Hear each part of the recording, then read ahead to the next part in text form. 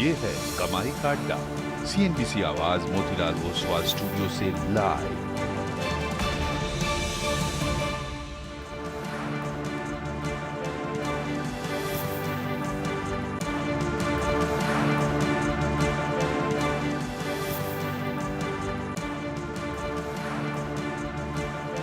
नमस्कार, CNBC आवाज Motilal Oswal studio में आप सभी का स्वागत है। आखिरी 1.5 घंटे का कारोबार कैसा रहेगा, उसी पर रहेंगी हम सब की नजरें। आप देख रहे हैं कमाई का अड्डा। शुरुआत करते हैं इस वक्त की खास खबरों के साथ। फेड चेयरमैन के भाषण से पहले बाजार नर्वस। निफ्टी करीब 200 अंक गिरकर 17,900 के करीब आया।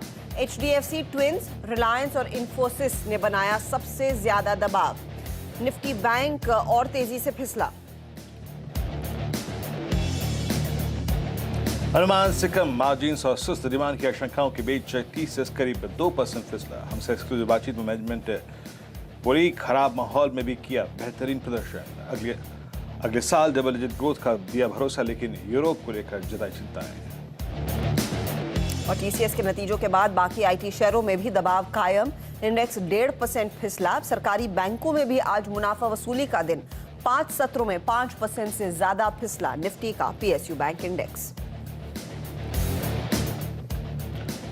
अदानी ग्रुप के शेयरों में तेज गिरावट। 7% ज्यादा गिरा Adani enterprises, Adani ports, Adani green, Adani power. Ambuja और ACC में भी करीब 3 से 4% की जोरदार गिरावट।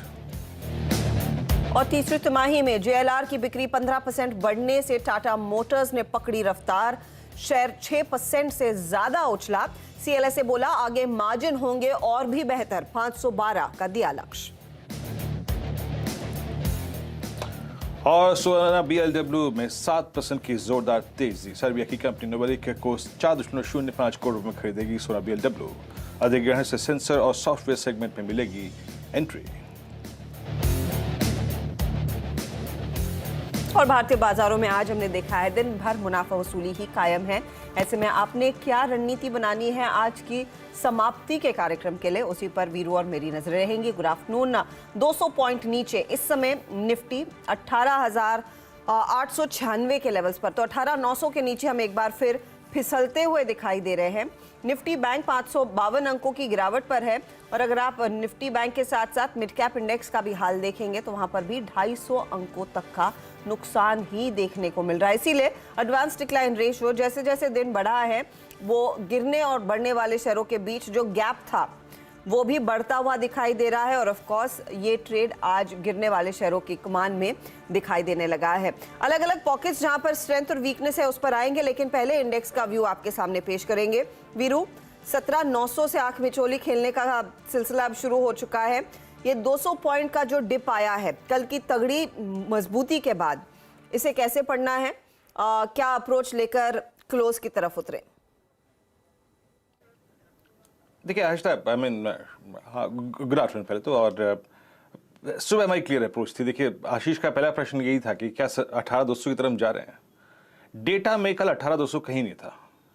जितने कॉल राइटर्स हावी थे, ऊपर की स्ट्राइक्स पे 18,200 पे, 18,100 पे, 18,300 पे, वो डेटा में कहीं भी नहीं था। आज सुबह मेरी क्लियर कट अप्रोच थी। कल का अगर आप देखें पूरा का पूरा swing was sponsored by short covering और सिर्फ 3 तबके। अगर आप देखें IT, रिलायंस और मेटल्स।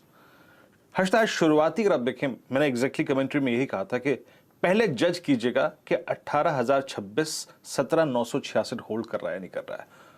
शुरुआती अगर आप देखें 1 घंटे में अगर ये होल्ड कर गया तो ठीक है, अदरवाइज बाजार क्रैक होगा, तहजीब से क्रैक होगा। क्योंकि कल बाजार में सिर्फ शॉर्ट कवरिंग थी, बहुत स्ट्रॉन्ग FIs का पार्टिसिपेशन कैश मार्केट में नहीं था। और उनकी तरफ से सेलिंग आएगी इस बात के अगर आप देखें पूरे के पूरे अंदेशे थे हर्षदा। और देखिए जहां वो 17,966 गया, हमको सब कुछ मिला।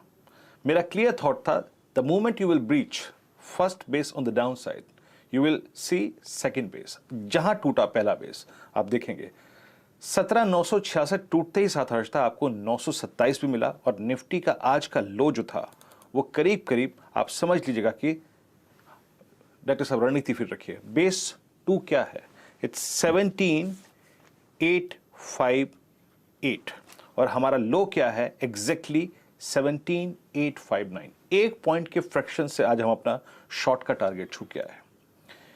क्या था 858? पहले रणनीति से पहले समझ लीजिए कि 858 क्या है। याद रखिएगा, अब से यानी 23 दिसंबर को, यानी 26 दिसंबर को, यानी 6 जनवरी को और यानी आज जो लोज थे वो एक एवरेजेस को रिस्पेक्ट कर रहे हैं और वो एवरेज है 100 डे एक्सपोनेंशियल मूविंग एवरेज। तो 858 एग्जैक्टली 100 डे में था जो हमने अपना शॉर्ट का टारगेट रखा था।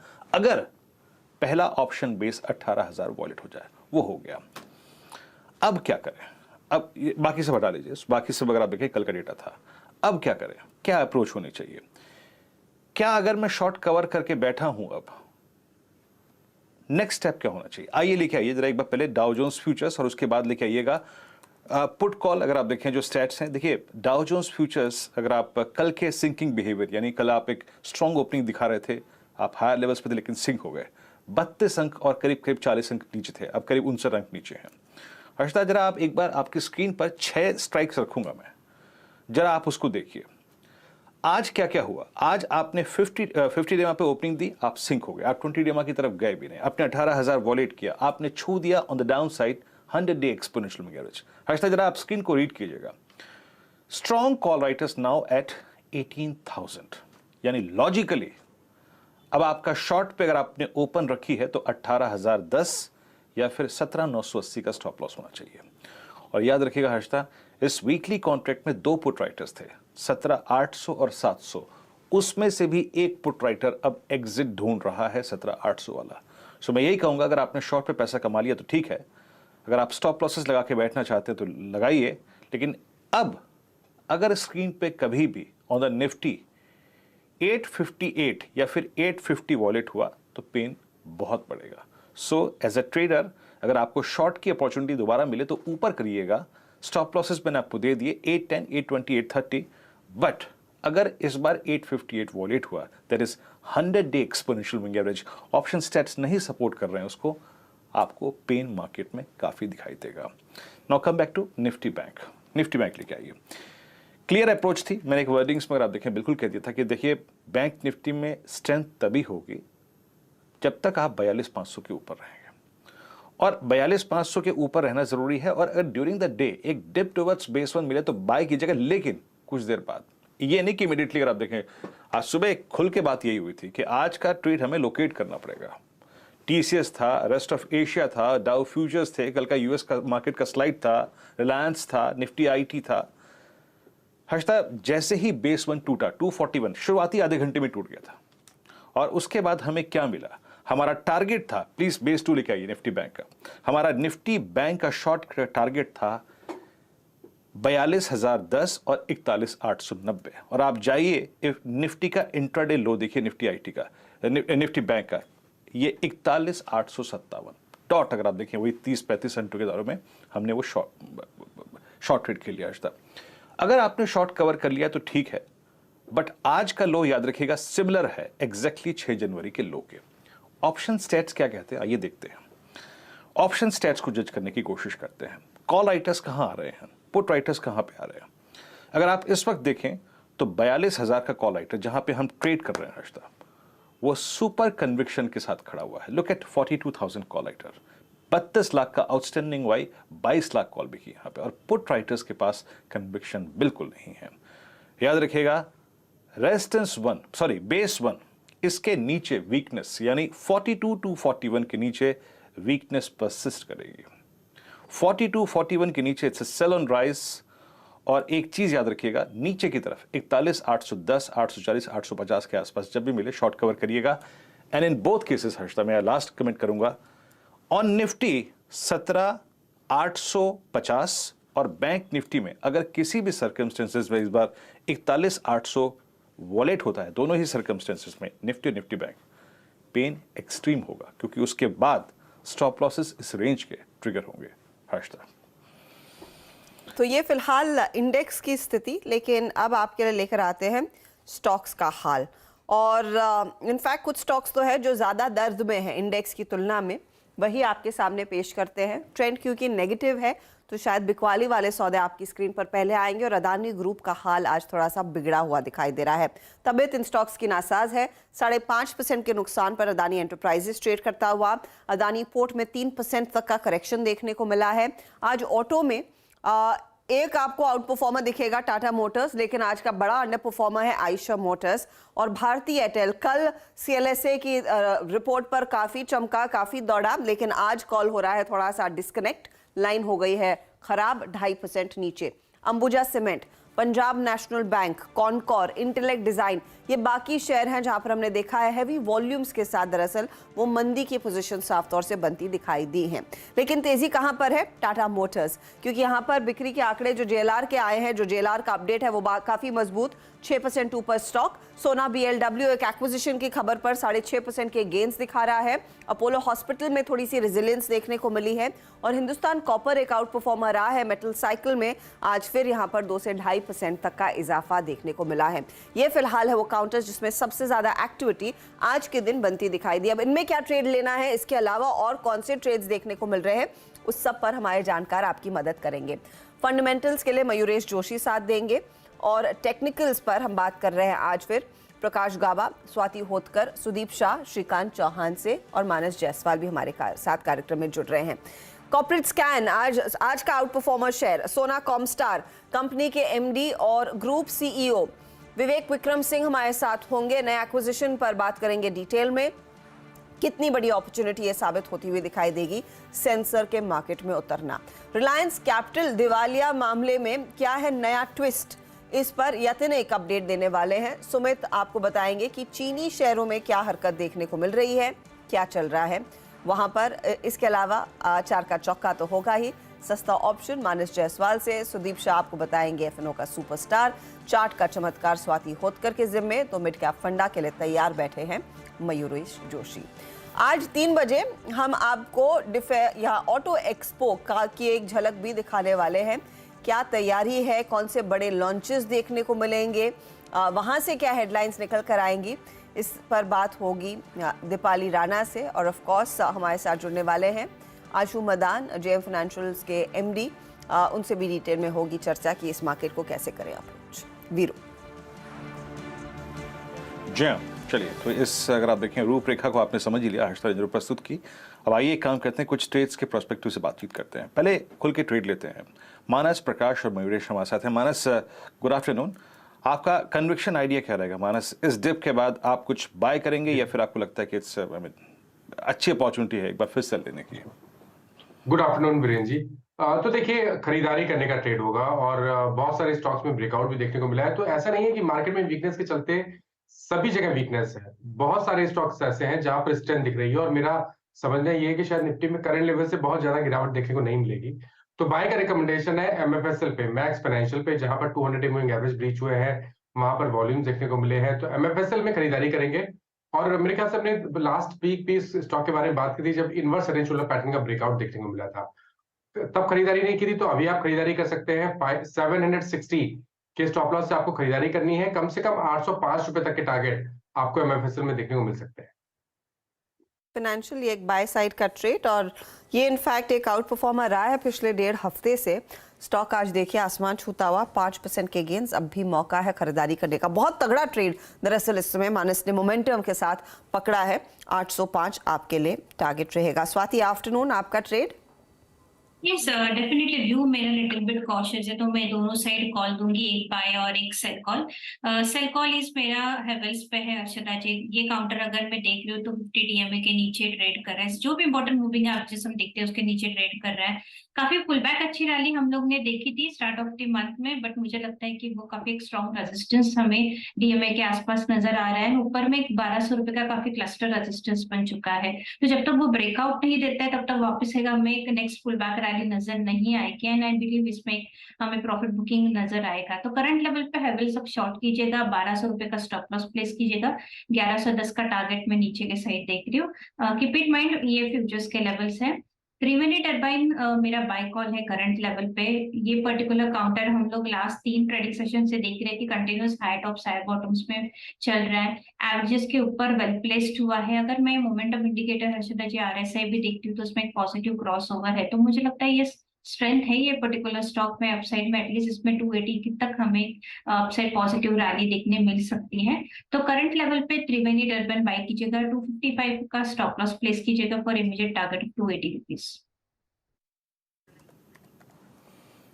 त्रिवेणी टरबाइन अगर आप देखें आपकी स्क्रीन पे, हाँ, ये आपकी बाय कॉल है 263। तो अपने आप को अगर आप देखें आपने हेज किया है लॉन्ग शॉर्ट दोनों के, अगर आप देखें, और लॉन्ग भी आपका कैश मार्केट में है। प्रकाश सर, गुड आफ्टरनून। और आपका कन्वर्शन ट्रेड सर इस वक्त का? मुझे लगता है कि यहाँ पर जो परसों लो है 17,880 का, वो होल्ड करना चाहिए, कल मालूम पड़ेगा, इसलिए मैं लॉन्ग कॉल दूंगा। स्टॉक जो मैंने चुना है इस वक्त वो है SRF में लगता है बेस बन रहा है, यहाँ से एक बाउंस मिलना चाहिए। डेली सिग्नल से बाय है, इंट्राडे सिग्नल पे भी बाय है, तो इसलिए रिस्पेक्ट करना चाहिए। ट्रेड कर रहा है 2262, स्टॉप होगा 2250 SRF में। पॉसिबल है कि 2300 देखने को मिल सकते हैं। SRF buy. SRF एक बाय कॉल क्लियरली यहाँ पर आज इधर भी 1.1% तक का इजाफा बनता हुआ। मयूरेश, आफ्टरनून, बताइए आपकी क्या पिक रहेगी इस समय जो आप स्कैन कर रहे हैं शेयरों को, क्या पसंद आ रहा है? Afternoon Harshada ji, afternoon Veeru ji. तो दो चीजें, एक आई थिंक जो मार्केट सेटअप है ओनिल मेथोडोलॉजी के हिसाब से we are clearly waiting for a follow through, लेकिन वो शायद आ नहीं रहा है पिछले कई दिनों से, विच सिंपली मींस कि एक 1.5% की मूव इंडेक्स के ऊपर, और लोअर लेवल्स पे जैसे वीरू ने कहा जो अभी इंटरमिटेंट लो बना था 17,800 के आसपास, वो अगर ब्रीच होता है तो शायद और डाउनसाइड रिस्क खुल सकती है। हैविंग सेड दैट, हमें लगता है आई थिंक जो अर्निंग्स सेक्टर्स है यहाँ पे मार्केट बचा के चल रहा है कि अर्निंग्स तगड़ी आने वाली है। For example I think banks में कंसिस्टेंट परफॉर्मेंस आएगा, कैपिटल गुड्स स्ट्रोक इंफ्रास्ट्रक्चर शेयरों में कंसिस्टेंट परफॉर्मेंस आएगा, और डिफेंस रिलेटेड थीम्स में कंसिस्टेंट परफॉर्मेंस आएगा। तो आई थिंक ये थीम्स में अर्निंग्स पेडिग्री कंसिस्टेंट रहेगी, और इसलिए I think energy, capital goods stroke infra और डिफेंस, ये थीम्स पे हम फोकस कर रहे हैं in terms of our buy watch list. Secondly I think in terms of pure defensive, अगर मार्केट लोअर लेवल्स ब्रीच कर लेता है तो वापस जो प्योर डिफेंसिव सेक्टर है like FMCG should come back in focus. और यहाँ पे मुझे लगता है I think HUL is holding up pretty well.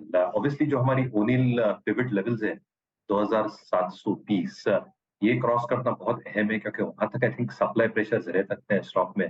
पर दो चीजें हो रही है, एक I think defensive nature of the sector itself, दूसरा आई थिंक जो रूरल रिकवरी Q4 में बाजार उम्मीद लगाए बैठा है, और Q1 में एक सब्सटेंशियल अपटिक। HUL एक लीडरशिप पोजीशन जो होल्ड करता है ब्यूटी और पर्सनल प्रोडक्ट्स में, जहाँ पे इनके एबिट मार्जिन्स 27-28% तक है। When you are properly talking about liquids, Surf Excel, Rin यानी होम केयर वाला सेगमेंट, वहां पे 19-20% है, और फूड्स और बेवरेजेस में 17-18%। तो कैश फ्लोज और फ्री कैश फ्लोज काफी तगड़े हैं। दूसरा, इनपुट कॉस्ट प्रेशर्स कम होने के कारण एक सेक्टोरल टेलविंड मिलेगी HUL को, लीडरशिप होने के कारण सप्लायर पे जो कंट्रोल है वहां से और ज्यादा मिलेगी। और तीसरा, जो इनका एक डिस्ट्रीब्यूशन नेटवर्क है, digital is now almost 32% of the 25% of the overall revenues, और premium products has become 33%. I think urban market has held up pretty well, जो HUL को सहारा देता है। सो urban semi urban should help earnings grow. तो मुझे लगता है I think थोड़ा एक मिक्स रखना चाहिए between energy, capital goods, infrastructure और डिक्लाइंस, और defensives like FMCG, but pivot levels ध्यान में रखें। तो मुझे लगता है I think wait and watch की रणनीति करके लेवल्स देखें और मार्केट में एंटर करें, जल्दबाजी करने की कोई ओके, तो ये फिलहाल आपके लिए FMCG प्ले HUL में एक मौका खरीदारी करने का। और आपको याद होगा कल दोपहर में HUL ITC जैसे स्टॉक्स पर हमारी नजरें गई भी थी, जहां पर एक्शन देखने को मिला था। अच्छा, इस बीच जाइडस लाइफ से जुड़ी एक खबर, US FDA ने इनकी एक दवा को दरअसल दे दी है अप्रूवल। अब इस दवा का इस्तेमाल किस इलाज में आता है वो भी जानना ज़रूरी है, तो होपफुली टिकर टीम वो भी आपके सामने रख देगी। लेकिन स्टॉक आपके लिए 2.5% का इजाफा दिखा रहा है। जाइडस लाइफ मुझे याद है राजेश सातपुते का पसंदीदा शेयर था। ये फिलहाल है आपके लिए खबर, फेबियोक्स्टैट टैबलेट्स को US FDA ने मंजूरी दे दी है, तो ये इनके लिए पॉजिटिव प्ले करता हुआ। गाबा साहब, जाइडस लाइफ टेक्निकली क्या राय रहेगी, क्या एक अभी भी अपॉर्चुनिटी है? बिल्कुल है, लेकिन मैंने इसे इसलिए किया था क्योंकि बहुत स्ट्रेस्ड है। 5-7 दिनों से बहुत बढ़िया आपको मिल रहा है जाइडस लाइफ में, आज भी मोमेंटम बरकरार है। आज भी अभी किसी को लेना है, आप ले सकते हैं। स्टॉप होगा 450, बस टाइट स्टॉप है, क्योंकि मोमेंटम में बहुत अच्छी तेजी मिल सकती है। वो करीब ले जाएगा 460 के आर पार, और न्यू हाई पर चल रहा है जाइडस, तो यस अब मूव ऑन है।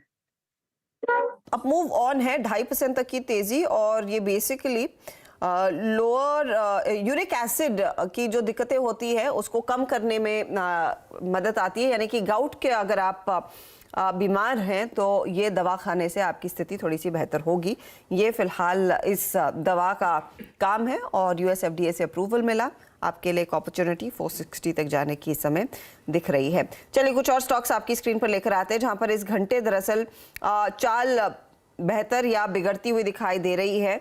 और आज एक जो अंडर परफॉर्मेंस देखने को मिली है वो कल का एक सुपरस्टार भारती की तरफ से आई। मानस, कल तो काफी ऑप्टिमिस्टिक व्यूज आ रहे थे सीएलएसए के, आज यही हुआ है, भारती फिसला या फिर मुनाफा वसूली का शिकार ये बना है 794 के आसपास।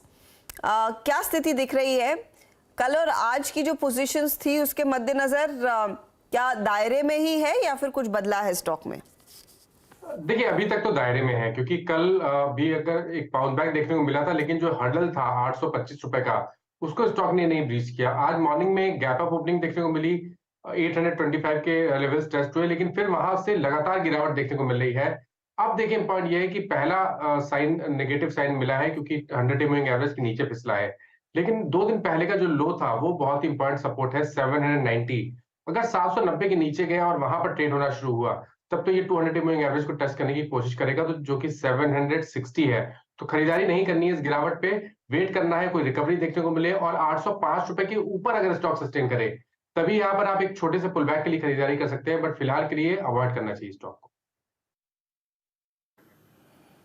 जी हाँ, भारतीय एयरटेल आपकी स्क्रीन पर आप देखें, कल बहुत स्ट्रॉन्ग स्ट्रक्चर था ये, लेकिन आज अगर आप देखें कंप्लीटली बैकफुट पे और 794। चलिए एक स्टॉक लेके आइए आपकी स्क्रीन पे, सोना कॉमस्टार, और जो इनकी नई शॉपिंग है उस पर आप देखें स्ट्रीट ने पूरा भरोसा जताया है, और इनकी शॉपिंग पे सोना कॉमस्टार के एमडी और ग्रुप सीईओ मिस्टर विवेक विक्रम मौजूद हैं हमारे साथ बातचीत करने के लिए। विवेक विक्रम सिंह जी, ये बातचीत करेंगे हम उनसे, लेकिन एग्जैक्टली अगर आप देखिए जो इन्होंने करीब 54% इक्विटी स्टेक बाय किया है नोवेलिक्स सर्बिया बेस्ड कंपनी पे, इसे बातचीत करेंगे।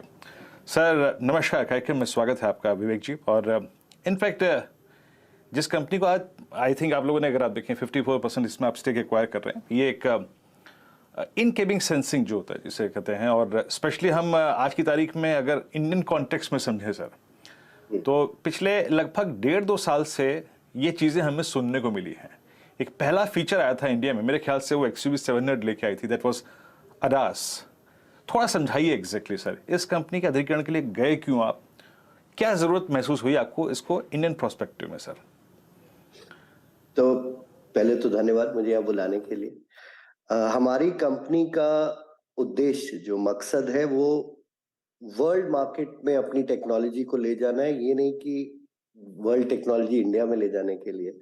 हमारा सबसे बड़ा मार्केट यूएस है, पिछले साल तक यूरोप हुआ करता था, अब इंडिया है, और फिर इंडिया। तो इंडिया मार्केट के परिप्रेक्ष्य में ही हमने नहीं सोचा, हमने ग्लोबल मार्केट के लिए सोचा है। बट आपका सवाल बहुत अच्छा है कि आपके ऑडियंस को समझिए एडास क्या है। एडास माने एडवांस ड्राइवर असिस्टेंट सिस्टम्स। जैसे जैसे गाड़ियां और इंटेलिजेंट होती जा रही हैं, उन्हें अपने आप डिसीजन लेना है। अगर आपको गाड़ी चलाने के डिसीजन लेने हैं तो आप गाड़ी में क्या करते हैं, ह्यूमन ड्राइवर क्या करता है? या तो आप अपने हाथ पैर यूज करते हैं ब्रेक चलाने के लिए, स्टीयरिंग के लिए। वो इलेक्ट्रोमैकेनिकल डिवाइसेस से आप वो जो काम हाथ पैर से होता है वो कर सकते हैं। सेकंड, आपकी आंखें देखती हैं, आपके कान सुनते हैं, इसे कहते हैं सेंसिंग। सेंसर्स यही काम करते हैं, देखने सुनने का काम। उसके बाद आपका ब्रेन है, आपका बुद्धि, आपका विवेक, जिससे आप डिसीजन लेते हैं। तो हर लेवल पे इलेक्ट्रॉनिक्स या सॉफ्टवेयर इस चीज को सॉल्व करते जाए। सॉफ्टवेयर प्लस सेंसर का काम यही है। सेंसर का काम है परसीव करना कि क्या है, और सॉफ्टवेयर का काम उसके ऊपर उस पर डिसीजन लेना कि उसके बाद करना क्या चाहिए। जैसे इन कैबिन सेंसिंग आपने सही फरमाया, नोवेलिक की सबसे खास टेक्नोलॉजी यही है। बट बाहर का सेंसिंग जो होता है, परसेप्शन सेंसिंग, वो भी करते हैं। जैसे कि पार्किंग, आपको पता है स्लो मूविंग स्पीड पे जो सेंसिंग होती है, उसके लिए रेडार काफी अच्छी टेक्नोलॉजी है। इन कैबिन में लाइफ डिटेक्शन, जैसे आपके भी शायद अब तो गाड़ियों में आने लगा है कि आपने सीट पे बैठे हैं कि नहीं, 4 लोग बैठे हैं, 5 लोग बैठे हैं, सीट बेल्ट बांधी है, अगर गाड़ी में किसी ने बाहर से हाथ डाला, ये सब चीजें सेंस हो सकती हैं इन सेंसर से। और उसके बाद जो सॉफ्टवेयर है वो डिसाइड करता है कि मान लीजिए अलार्म बजाना है, गाड़ी को लॉक कर देना है, गाड़ी को चलने नहीं देना है, ये सब ऑटोमेकर के इंस्ट्रक्शंस पे हम कोड कर सकते हैं। तो ये है, मैंने बहुत सिंपली बनाने की कोशिश की, आई डोंट नो मतलब मैं सफल हुआ कि नहीं, बट टेक्निकल सब्जेक्ट को हिंदी में समझाना इतना आसान नहीं है। नहीं, बहुत खूबसूरती से आपने समझाया है विवेक जी। और कोई दिक्कत होगी हमारे दर्शकों को तो वो वीरू से बातचीत कर लेंगे, क्योंकि आजकल एडास पर वीरू पीएचडी कर रहे हैं। नहीं। इनको बस मौका मिलना था कि एडास क्या है किसी से समझाएं टीवी पे, क्योंकि इसकी खूब बातचीत पहले की है। अच्छा, ये मुझे बताइए, ये जो आपने एक्विजिशन किया है, क्या खूबियां होंगी, और ये आप ऑफ कोर्स वर्ल्ड मार्केट में जो टेक्नोलॉजी है लेकर जाएंगे, यहाँ पर किस तरह के रफली आप एक्सपेक्ट कर रहे हैं रेवेन्यू जनरेट होगा आने वाले समय में? जब आपने एक्विजिशन किया है, नियरली 40 मिलियन यूरोज आपने इसके लिए चुकाए हैं, तो किस तरह का return on this investment largely expect करे एक निवेशक? जी, तो देखिए, जब भी हम पब्लिक कंपनी है तो पब्लिक कंपनी का सीईओ पब्लिक शेयर होल्डर्स का सेवक होता है, तो उनका पैसा लगा रहे हैं तो पहले साल से ईपीएस एक्रीटिव हो, ये तो ऑलमोस्ट तय होना चाहिए। तो अभी इस कंपनी का 9.3 मिलियन यूरो रेवेन्यू है, मगर आप प्रॉफिट 27% पैट मार्जिन है, तो 2.5 मिलियन यूरो नेट प्रॉफिट। सो 2.5 मिलियन पे अगर आपके दर्शक गणित करेंगे तो देख लेंगे कि 40.5 वो हम पहले साल खाली 60% चुकाएंगे, मतलब 24 मिलियन यूरो, अगले साल 8 और उसके 1 साल बाद 8 फिर से। तो ईपीएस एक्रीटिव है अगर ग्रोथ कोई बहुत ज्यादा ना हो तब भी, बट हमें उम्मीद है कि 6 साल में ये कम से कम 10 गुना से बढ़ के $100 मिलियन के आसपास तो पहुंच ही जाएगा। इसलिए क्योंकि ये जो मार्केट है अभी बहुत नेसेंट है, अभी बहुत नया है। यूरोप में अब एनसीएपी जो सेफ्टी रेटिंग होती है उसमें 5 स्टार के लिए आपको इन कैबिन सेंसिंग आवश्यक है। ये 2025 में सबकी उम्मीद है कि रेगुलेटर इसको मैंडेटरी कर देगा। और आपको पता है कि अधिकतर जो टेक्नोलॉजी इनोवेशन आते हैं सेफ्टी साइड से, एटलीस्ट रेगुलेशन से ही आते हैं। आप एयरबैग ले लें, कोलैप्सिबल स्टीयरिंग कॉलम्स ले लें, साइड एयरबैग्स ले लें, सेंसर्स, पार्किंग प्रॉक्सिमिटी सेंसर्स, ये सब रेगुलेट होते होते बढ़ते जाते हैं। यूरोप में रेगुलेशन सबसे पहले आएगी, so that will be the first big market. Second US और साउथ ईस्ट एशिया में उसके बाद आने लगेगा। तो फ्यूचर का प्रोडक्ट है, इसलिए ग्रोथ बहुत तेजी से होने की उम्मीद है। 2025 में काफी बड़ा इन्फ्लेक्शन पॉइंट है। तो $100 मिलियन जैसा मैंने बोला 6-7 साल में, अगर हम कुछ और ना करें, जो आज कर रहे हैं वही करते रहे, तब भी काफी संभव। Okay, that's good to hear. अच्छा विवेक, क्या इस कंपनी के पहले टाई अप्स हैं? किन कंपनियों के साथ ये इस समय कामकाज कर रहे हैं? कितना फिर आपका पोर्टफोलियो एक्सपैंड होता है इस एक्विजिशन के बाद? सो कस्टमर नेम्स इस इंडस्ट्री में काफी कॉन्फिडेंशियल है, आप भी उसको सराह सकती हैं, क्योंकि ये अभी सारी नेसेंट टेक्नोलॉजी, तो कोई नहीं बताना चाहता कि वो किस टेक्नोलॉजी प्रोवाइडर के साथ काम कर रहा है, बट ब्रॉडली बता देता हूँ कि यूरोपियन अभी इनका बेस है, बिकॉज ये लोग यूरोपियन हैं और 10 साल ही पुरानी कंपनी है, तो नई है। चिप डिजाइन कंपनीज, उसके बाद जो ग्लोबल टियर 1s, आज के global OEMs, plus autonomous mobility provider, सिर्फ 4-5 हैं उस कैटेगरी में, मगर उन सबके साथ इन चारों कैटेगरी में उनके कस्टमर हैं, बट अभी यूरोपियन बेस है। सबसे बड़ा लाभ हमारे साथ जुड़ने का, इसीलिए नोवेलिक को भी अच्छा लगा, हमारा सबसे बड़ा मार्केट अमेरिका है, यूएसए। यूएस मार्केट में इनकी पहुंच अभी तक नहीं है, तो हमारे साथ हम दोनों लोग मिलके जाएंगे और अब यूरोप मार्केट के बाद अमेरिका मार्केट में भी बढ़त बढ़ाएंगे। एशिया मार्केट में तो हम लोग अब भारतीय हैं, तो भारत में तो साथ में काम करेंगे ही, प्लस बाकी एशियन मार्केट्स में भी ग्रोथ करेंगे, यही प्लान।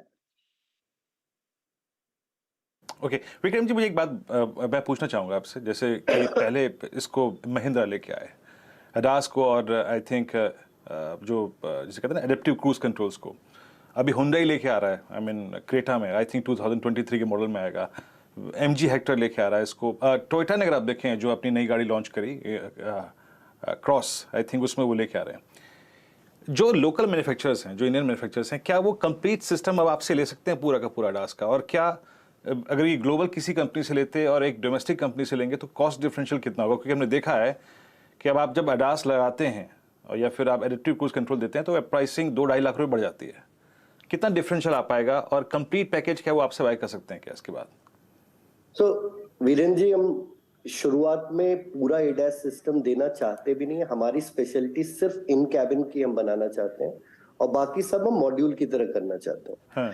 दूसरी बात, आपको एडास में भी Okay. देखना पड़ेगा कि ऑटोनॉमी के ना लेवल्स हैं, level 1, level 2, level 3, level 4, level 5। Level 5 जिसको कहते हैं कि फुली ऑटोनोमस, जिसमें आपको ड्राइवर ही नहीं चाहिए, गाड़ी खुद चलती है।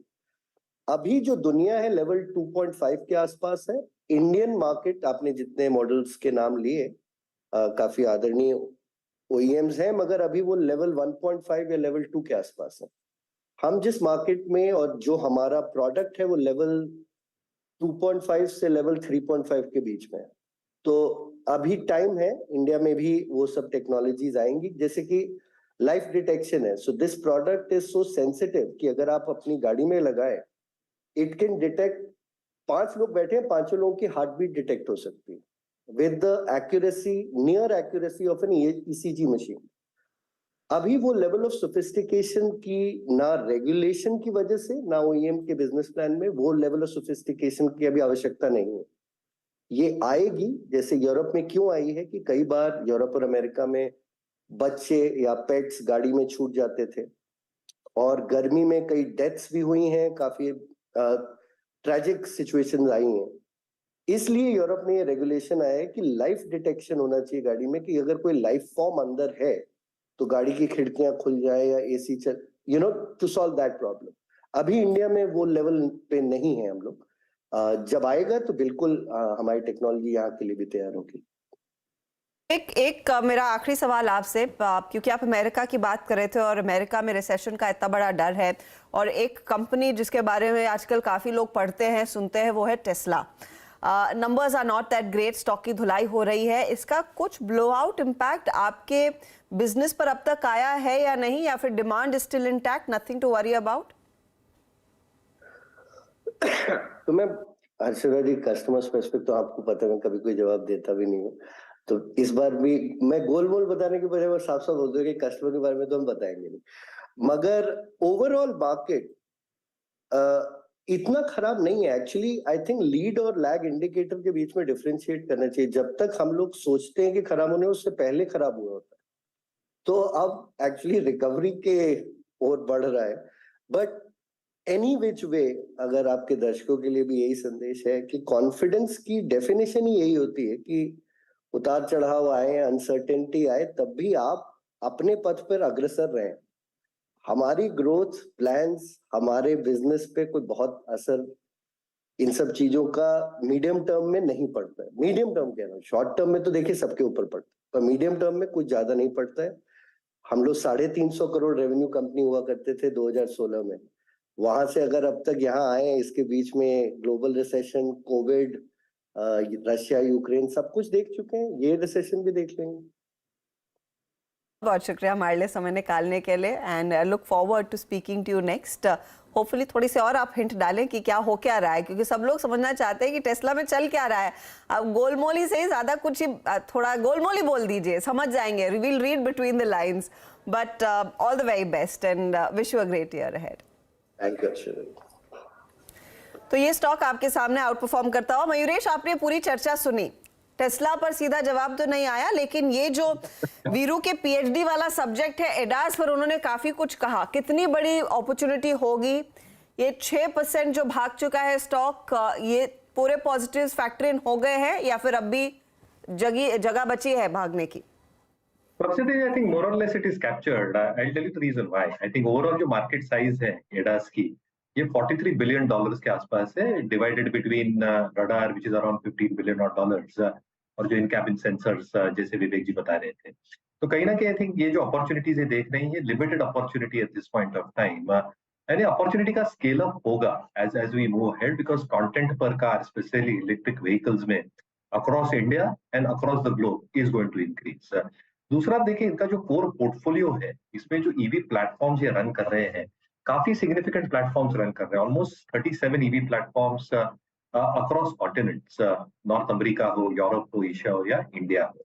इसके लिए इनके जो डिवर्सिफाइड कस्टमर बेस है और जो ऑर्डर बुक है 20,000 करोड़ की, जिसमें 68% इलेक्ट्रिक से आ रहा है, ये 10 गुना देता है revenue visibility compare to FY22 annualised numbers. ROE ROCs तगड़े हैं 27% के आसपास और इंडस्ट्री के लिए काफी कुछ स्कोप है। रिस्क फैक्टर्स दो हैं जो आई थिंक बहुत प्रोमिनेंट है, जैसा टेस्ला की बात कर रहे थे।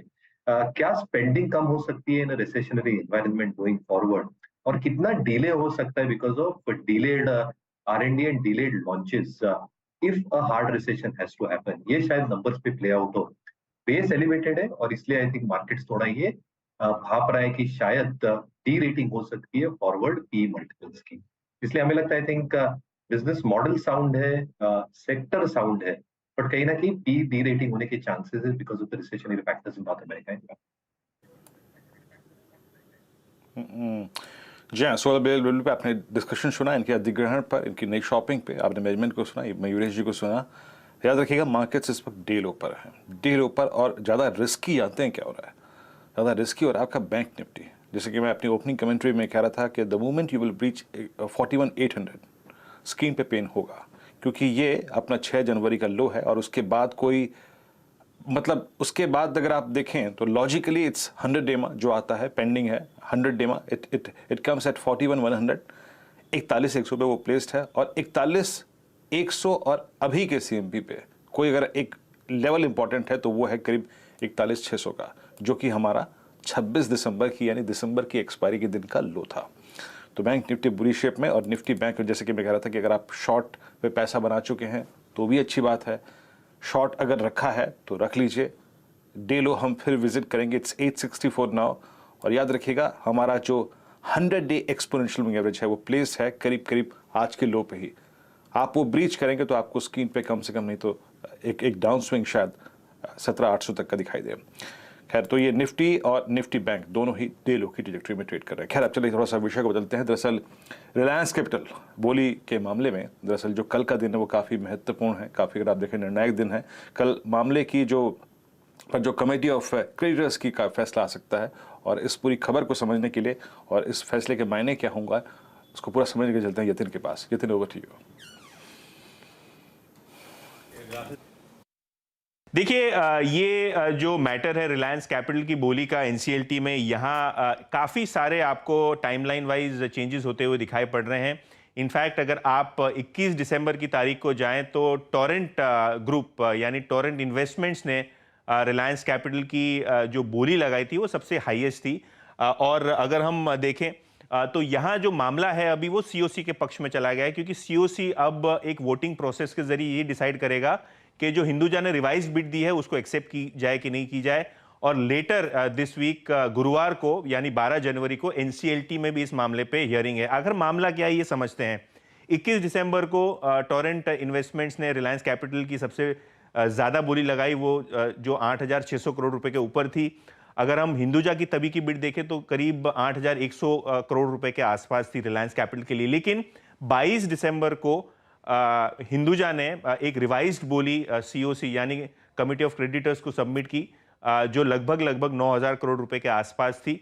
ऑब्वियसली इसमें अपफ्रंट कैश जो था वो टोरेंट ग्रुप का बेहतर माना जा रहा था, क्योंकि टोरेंट ग्रुप ने रिवाइज्ड टर्म्स के अंदर फुल अपफ्रंट कैश देने की बात की है, जो करीब 8,640 करोड़ रुपए के आसपास है।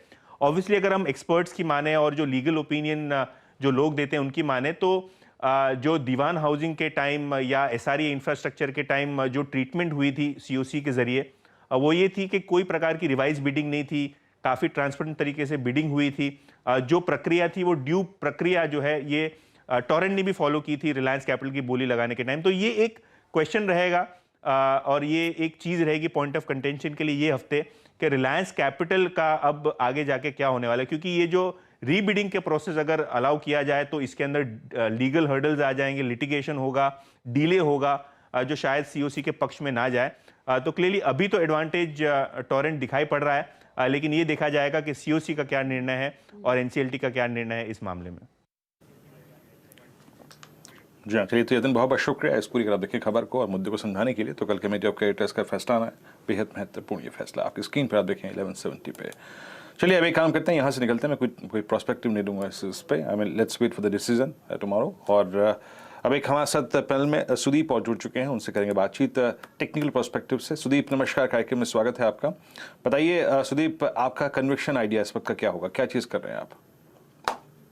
स्टॉक स्पेसिफिक तो एक ही है, एस्ट्रल फिलहाल, बिकॉज निफ्टी मुझे लग रहा है कि थोड़ा ज्यादा वीक हो रहा है। पिछले 1 घंटे में हमने देखा है कि निफ्टी और बैंक निफ्टी में इनफैक्ट बैंक निफ्टी में ज्यादा वीकनेस आ रही है और मुझे लग रहा है बैंक निफ्टी 41,500 41,550 तक एक स्विंग लो नया बना सकती है आज या कल सुबह तक।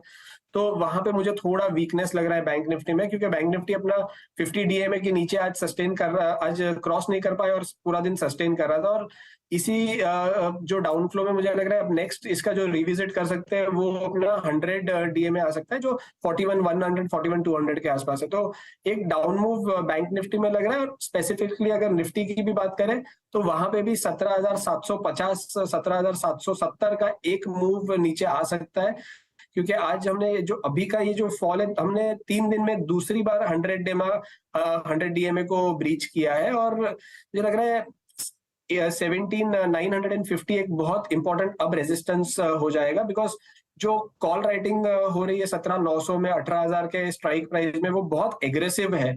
तो वो प्रेशर रखेगी निफ्टी पे आने वाले कुछ घंटों में और कल सुबह तक। तो मार्केट्स में मुझे लग रहा है थोड़ा सेलिंग प्रेशर आ सकता है, बट कुछ स्टॉक्स हैं जो ऑलरेडी आउट परफॉर्म कर रहे हैं या ज्यादा गिर नहीं रहे। उसमें एक है एस्ट्रल लिमिटेड। जैसे हमने निफ्टी में देखा है कि पिछले 3-4 सत्रों से अपने 50 डीएमए के नीचे 20 डे एक्सपोनेंशियल मूविंग एवरेज के भी नीचे शॉर्टेस्ट मूविंग एवरेज, बट सामने एस्ट्रल 3-4 सत्रों से अपने 20 डीएमए के ऊपर सस्टेन कर रहा है और higher top higher bottom formation दिखा रहा है और स्टॉक में कंपैरेटिवली मार्केट से ज्यादा आउट परफॉर्म कर रहा है। तो मुझे लग रहा है यहाँ पे हम बाइंग कर सकते हैं 2050 के स्टॉप लॉस से 2130 और 2150 के टारगेट के लिए। एस्ट्रल लिमिटेड, इसमें है खरीदारी करने का कॉल। मार्केट तो खैर लगातार प्रेशर माउंट ही हो रहा है। इस बीच टीसीएस का स्टॉक स्क्रीन पे लेकर आइएगा। आज सुबह जब दबाव आया था तो 3230 तक गिरा था टीसीएस। वो 3230 की गिरावट वाला टीसीएस अब दिन के लो से बढ़िया तरीके से रिकवर होता हुआ 3280 के आसपास के जोन्स पे खड़ा है। बढ़िया 50 रुपए की इंट्राडे 1.5% की इंट्राडे रिकवरी टीसीएस के स्टॉक पे इस समय। इस बीच कोटक सिक्योरिटीज के श्रीकांत चौहान जुड़ते हुए। श्रीकांत, टीसीएस पे व्यू बाद में लेता हूं, पहले आपका कोई बढ़िया वाला पिक आज के लिए कौन सा? Good afternoon. Good afternoon sir. वैसे मार्केट अगर देखा जाए तो एक रेंज के अंदर ही ट्रेड कर रहा है और रेंज के लोअर बाउंड्री के काफी नजदीक आ चुका है। लेकिन जैसे कि कल के दिन में जो तेजी थी मार्केट की और आज हमने कंप्लीट रिवर्सल देखा है, तो मुझे लगता है कि ये जो बेरिश फॉर्मेशन है वो और थोड़ा कंटिन्यू होगा, थोड़ा और डैमेज मार्केट के लिए बढ़ा सकता है। और आज का जो डैमेज आ रहा है वो स्पेशली फ्रॉम बैंक स्टॉक्स आ रहा है। कुछ ऑटो कंपनीज में भी अच्छी खासी सेल ऑफ है। तो मुझे लगता है कि अगर करंट लेवल से अगर कुछ शॉर्ट करके चलना है तो आईडीएफसी को शॉर्ट करें, जो तकरीबन ट्रेड कर रहा है टुवर्ड्स 83-25 के करीब अभी ट्रेड कर रहा है। अगर मैं इसे शॉर्ट करता हूं तो मेरा स्टॉप लॉस रहेगा एट 85 और टारगेट्स रहेंगे अराउंड 78 के। तो आईडीएफसी को शॉर्ट करके चलें। और साथ ही साथ मुझे लगता है कि अगर इस मार्केट में अगर कोई मिड कैप स्टॉक के ऊपर अगर कोई लॉन्ग का अगर व्यू लेना है, क्योंकि मिड कैप स्टॉक्स में हमने एक स्टॉक स्पेसिफिक एक्टिविटी देखी आज, तो यहाँ पे हमें लगता है कि जाइडस लाइफ एक ऐसा स्टॉक है कि जिसे लॉन्ग करें, क्योंकि यहाँ पे अच्छा खासा एक कप विथ हैंडल फॉर्मेशन बना है। आफ्टर वेरी लॉन्ग टाइम इतना अच्छा एक कोई फॉर्मेशन बना है जिसके बेसिस पे ये स्टॉक आने वाले दिनों में और परफॉर्मेंस दिखा सकता है। तो करंट लेवल से इसे लॉन्ग करें और 455 के करीब टारगेट्स रखे यहाँ पे 500-530 के और स्टॉप लॉस हम यहाँ पे रखेंगे अराउंड 430 के। तो एक थोड़ा पोजिशनल कॉल है, लेकिन जायडस लाइफ भी लॉन्ग करके चल सकते हैं। जी हाँ, चलिए जायडस लाइफ, आई मीन इस वक्त का अगर आप देखें जो हॉट स्टॉक है ना वो जायडस लाइफ है। अभी हर्षता ने आई थिंक खबर आपको बताई भी थी, और एक जो दवा उन्होंने लॉन्च की है और उसके बाद ये स्टॉक डे हाई पर है। जायडस लाइफ याद रखिएगा, मेरे ख्याल से मैं चार्ट उस वक्त देख रहा था जायडस लाइफ के, एक सेकेंड, जायडस ऑलमोस्ट अपने बेस से बहुत खूबसूरती से निकलता हुआ और 455 पे याद रखिएगा ये इसका हाईएस्ट लेवल है since Jain 14th last year, यानी एक साल का बेस से बाहर निकलता हुआ है स्टॉक का। मीनवाइल अब आईसीआईसीआई बैंक लेके आइए। आईसीआईसीआई बैंक आपकी स्क्रीन पे डे लो पर है। मानस ये वही लेवल है जहां पे कल आपने एक बार सेल कॉल भी दी थी और अब ये 2 सेशन की लोस को वॉलिड कर रहा है। अब कितना कन्विक्शन है मानस आपको कि ये आपको 840 ऑन द डाउन साइड दिखाएगा, क्योंकि दिग्गज प्रेशर में है। Look at Reliance at day low, ICICI bank at day low, Adani at day low, Canara Adani ports at day low. ICICI bank पे अब आपका टेक। तो देखिए आईसीआईसीआई बैंक का ट्रेंड तो पहले से ही नेगेटिव था, लोअर टॉप लोअर बॉटम बन रहे थे। हालांकि पिछले 2 दिनों में स्टॉक ने 865 के आसपास सपोर्ट लिया था, लेकिन आज क्योंकि वो सपोर्ट भी ब्रीच हुए हैं, उसके नीचे स्टॉक फिसला है, तो आप बिल्कुल उम्मीद कर सकते हैं कि 200 डे मूविंग एवरेज जो कि 840 रुपए है, स्टॉक्स को टच करने की कोशिश करेगा तो 20 रुपए का डाउन साइड बिल्कुल और देखने को मिल सकता है। 871 के स्टॉप लॉस से बिकवाली करके चलनी है 840 के टारगेट के लिए, और यह तो ज्यादा बेहतर रहेगा कि हम 860 का पुट ऑप्शन ले लें। 15 रुपए के आसपास ट्रेड हो रहा है, वहां पर खरीदारी करें 11 रुपए के स्टॉप लॉस से 24 रुपए के टारगेट के लिए। ये आईसीआईसीआई बैंक पे दबाव इस समय गहराता हुआ आपको नजर आएगा। एक बात ध्यान रखिएगा, आज निफ्टी फाइनेंशियल सर्विसेज इंडेक्स की एक्सपायरी का दिन और 3 स्टॉक्स का पूरा वेटेज 60%, ऑलमोस्ट 58-60% वेटेज 3 स्टॉक्स का एचडीएफसी बैंक, आईसीआईसीआई बैंक और एचडीएफसी लिमिटेड का है। और मैं देख रहा था कोई साइंस ऑफ रिस्पाइट, तीनों दिन के लोज के आसपास ही कामकाज कर रहे हैं। इनफैक्ट प्रेशर माउंट हो रहा है। मुझे लग रहा था कि आज अगर कुछ संभलना है तो ये तीनों में कुछ कवरिंग के मूव्स आ जाए, लेकिन ऐसा कुछ भी नहीं है। वो एक्सपायरी के दिन भी तीनों में प्रेशर दरअसल हर टिक के साथ बढ़ रहा है। और आईसीआईसीआई बैंक वीरू जो हाईलाइट करा उसमें एडिशनल प्रेशर इस समय 0.5% के आसपास का दबाव हो गया है 2 से अब तक के बीच में, 2 बजे से लेकर अब तक के बीच में इस तरह से सीरियस दबाव बनता हुआ। निफ्टी बैंक 0.25% की कमजोरी। खैर चलिए एक काम कर रहा हूं, मैं 4 का चौका की शुरुआत कर रहा हूं। टीजर्स ऑलरेडी आपको दे चुके थे। डायरेक्टर साहब जरा स्टिंग प्ले आउट करिए और कुछ बढ़िया स्टॉक पिकिंग की शुरुआत करी जाए। मानस, गुड आफ्टरनून। कोई बढ़िया सस्ता ऑप्शन ट्रेड आइडेंटिफाई किया आपने?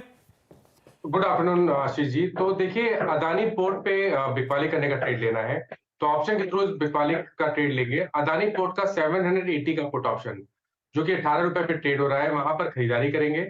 स्टॉप लॉस 13 रुपए का लगाएंगे और 29 रुपीज के टारगेट सेट करेंगे। 180 का पुट। वैसे अदानी ग्रुप के सारे स्टॉक्स तगड़ा प्रेशर इस समय सेशन में झेलते हुए नजर आएंगे आपको।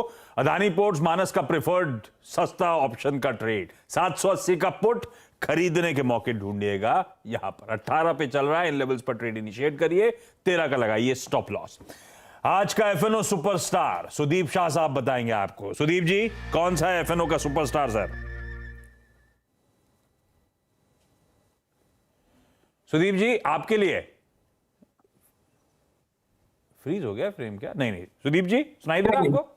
ये एफएनओ सुपरस्टार सर, वायदा बाजार की कोई बढ़िया सी पिक। आशीष जी मुझे लग रहा है कि एफएनओ सुपरस्टार के लिए हम अदानी एंटरप्राइज को शॉर्ट कर सकते हैं। स्टॉक ऑलरेडी अदानी हमने पिछले सीरीज में भी देखा था कि 4200 के हाई से 3600 तक एक फॉल आया था। उसके बाद स्टॉक ने अपना 50% वो जो फॉल था उसका रिट्रेसमेंट भी नहीं कर पाया है और आज फॉलोअप सेलिंग मूव आ रहा है, जिससे स्टॉक 100 डे मूविंग एवरेज के नीचे आज फिसल चुका है। तो मुझे लग रहा है इसको शॉर्ट करके जा सकते हैं 3650 के स्टॉप लॉस के साथ 3530 के टारगेट के लिए। आपकी स्क्रीन पे आप देखें अदानी एंटरप्राइजेस आपकी सेल कॉल है सुदीप जी की एफएनओ सुपरस्टार। 4 का चमत्कार स्वाति जी के सौजन्य से आएगा। स्वाति जी बताइए क्या पिक कर रही हैं आप?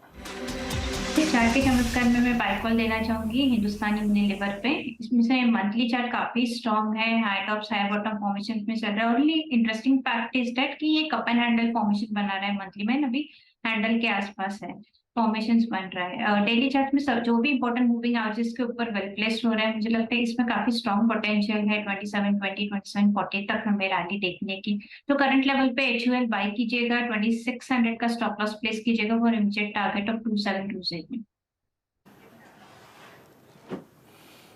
HUL अगर आप देखें स्वाति जी का यहाँ पे लॉन्ग ट्रेड है at 2643, एक एडवांटेज इस स्टॉक के पास बीइंग डिफेंसिव। अब चलते हैं मयूरेश जी के पास मिड कैप फंड के लिए। मयूरेश जी आपके लिए तो पूरी सेल लगी है जनाब, और मिड कैप इंडेक्स खासा नीचे, करीब करीब 350 अंक नीचे। अब सेल में से पिक करना है आपको, क्या लेंगे आप, क्या बाय कॉल है आपकी? वीरू जी आई थिंक कंडीशनल है, क्योंकि फॉलो थ्रू दे आना जैसे मैं एक्सप्लेन कर रहा था ओपनिंग रिमार्क्स में, और एक पोजिशनल लेवल ये दोनों ब्रीच करना जरूरी है। तो इसमें से आई थिंक जो इंफ्रास्ट्रक्चर प्ले है अशोका बिल्डकॉन 92 लेवल्स बहुत अहम है। तो FTD प्लस 92 लेवल्स ब्रीच हो तो मोमेंटम बरकरार है। तीन चीजें हो रही है अशोका बिल्डकॉन के साथ। एक, अगर उसकी ऑर्डर बुक आप देखिए वीरू जी लगभग 15,000 करोड़ की है। डिवाइड करें, road EPC is almost 40% ham projects around 15-20% और रेलवेज 28% के आसपास है। इन्होंने एक करार किया था अपने 5 और एक रोड एसेट यानी 6 BOT एसेट्स और एक जो ORR प्रोजेक्ट है उसको बेचने के लिए।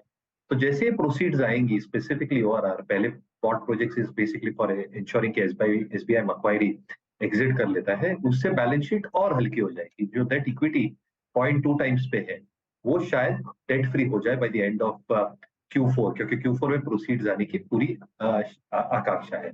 तीसरा, आई थिंक अगर आप देखें जो रिक्वायरमेंट रहती है रोड प्रोजेक्ट्स के लिए इक्विटी कंट्रीब्यूशन कंपनी की तरफ से, हैम प्रोजेक्ट्स के लिए जहां पे IRR और EBITDA मार्जिन्स बेहतर रहती है वहां पे 250 करोड़ की रिक्वायरमेंट है as at the end of second quarter. वहां से आई थिंक 150 करोड़ के आसपास सेकंड हाफ में फंड करेगी और अगले साल के लिए 120 से 150 करोड़ का केपेक्स होगा। कंपनी का मानना यह है कि 15 से 20% रेवेन्यू ग्रोथ, 9 से 10% EBITDA margin, debt free balance sheet, इसकी वजह से शायद डिविडेंड पेआउट्स बढ़ जाए और रिटर्न रेशियोज में अच्छा खासा इजाफा होने की पूरी क्षमता रखता है। तो मुझे लगता है आई थिंक 92 लेवल्स अगर निकाल लेता है अशोका बिल्डकॉन तो अच्छा मोमेंटम आ सकता है। तो ये कंडीशनल अशोका बिल्डकॉन, कल ही परसों वो 2 ऑर्डर्स डोल आउट की खबरें भी आ रही थी। स्वेलिंग ऑर्डर बुक है, मयूरेश और उनकी टीम को पसंद आ रहा है, इन लेवल्स पे अट्रैक्टिव वैल्यूएशंस हैं, खरीदारी करी जा सकती है। क्विकली 4 का चौका का मैं को रिविजिट कर रहा हूं, रिकैप कर रहा हूं। मानस ने सस्ता ऑप्शन चुना था अदानी पोर्ट्स। प्रेशर में ये पूरा ग्रुप 780 का पुट खरीदने की बात, इन लेवल्स के आसपास 13 पे स्टॉप 29 के टारगेट्स के लिए। सुदीप जी ने FNO सुपरस्टार में अदानी एंटरप्राइजेस को चुना है। वो तो आज 6-6.5% कमजोरी के साथ ट्रेड कर रहा है, दबाव गहराएगा 35-30 के टारगेट्स, 3650 के स्टॉप के साथ। स्वाति होतकर ने चार्ट का चमत्कार में HUL खरीदारी करने का इस पे कॉल दिया है। 2600 पे लगाइए स्टॉप, 2720 की कर रहा है तैयारी। और अभी अभी मिड कैप फंडा बहुत डिटेल में समझाया मयूरेश ने, अशोका बिल्डकॉन उनको पसंद आता है। चलिए ये तो हो गया 4 का चौका। सुमित रेड्डी है, बस उनके पास जाऊंगा। एक स्टॉक आप लोगों ने शुरुआत में मेंशन भी करा था, लेकिन गावा सर वो प्रेशर और बढ़ रहा है भारतीय एयरटेल का, तगड़ा रेड बार आज फॉर्म हो रहा है। कितना चार्ट बिगड़ा है, क्योंकि सारी ब्रोकरेजेस के फंडामेंटल बाय टारगेट्स बने हुए थे, एग्रेसिव टारगेट्स आ रहे हैं और उस बीच सीरियस अनवाइंडिंग हो रही है स्टॉक में। कल तक तो अच्छा था भारतीय, बिल्कुल। आज का जो है कल का मूव नेगेट कर चुका, तो प्रीवियस मूव जो डाउन था अब वो कंटिन्यू रहा। अब तो सेल सिग्नल ही मिल गया भारतीय एयरटेल में, ट्रेड कर रहा है 792 पर, पॉसिबल है कि 780 तक आ जाए, और भी लो लेवल आ सकते हैं 760, वहां पर स्ट्रॉन्ग सपोर्ट है। क्या वहां रुकेगा, कहना मुश्किल है, लेकिन लगता है 780 पॉसिबल है, और भी लो लेवल स्टॉप लगाना पड़ेगा 800 रुपए का भारतीय एयरटेल शॉर्ट। अरे गौरांग सर नहीं है आज पैनल में, और बीरू खबर आ रही है जियोजीत फाइनेंशियल सर्विसेज को लेकर। स्टॉक जरा स्क्रीन पर लेकर आइएगा। जियोजीत का स्टॉक अभी अभी फटना शुरू हुआ है।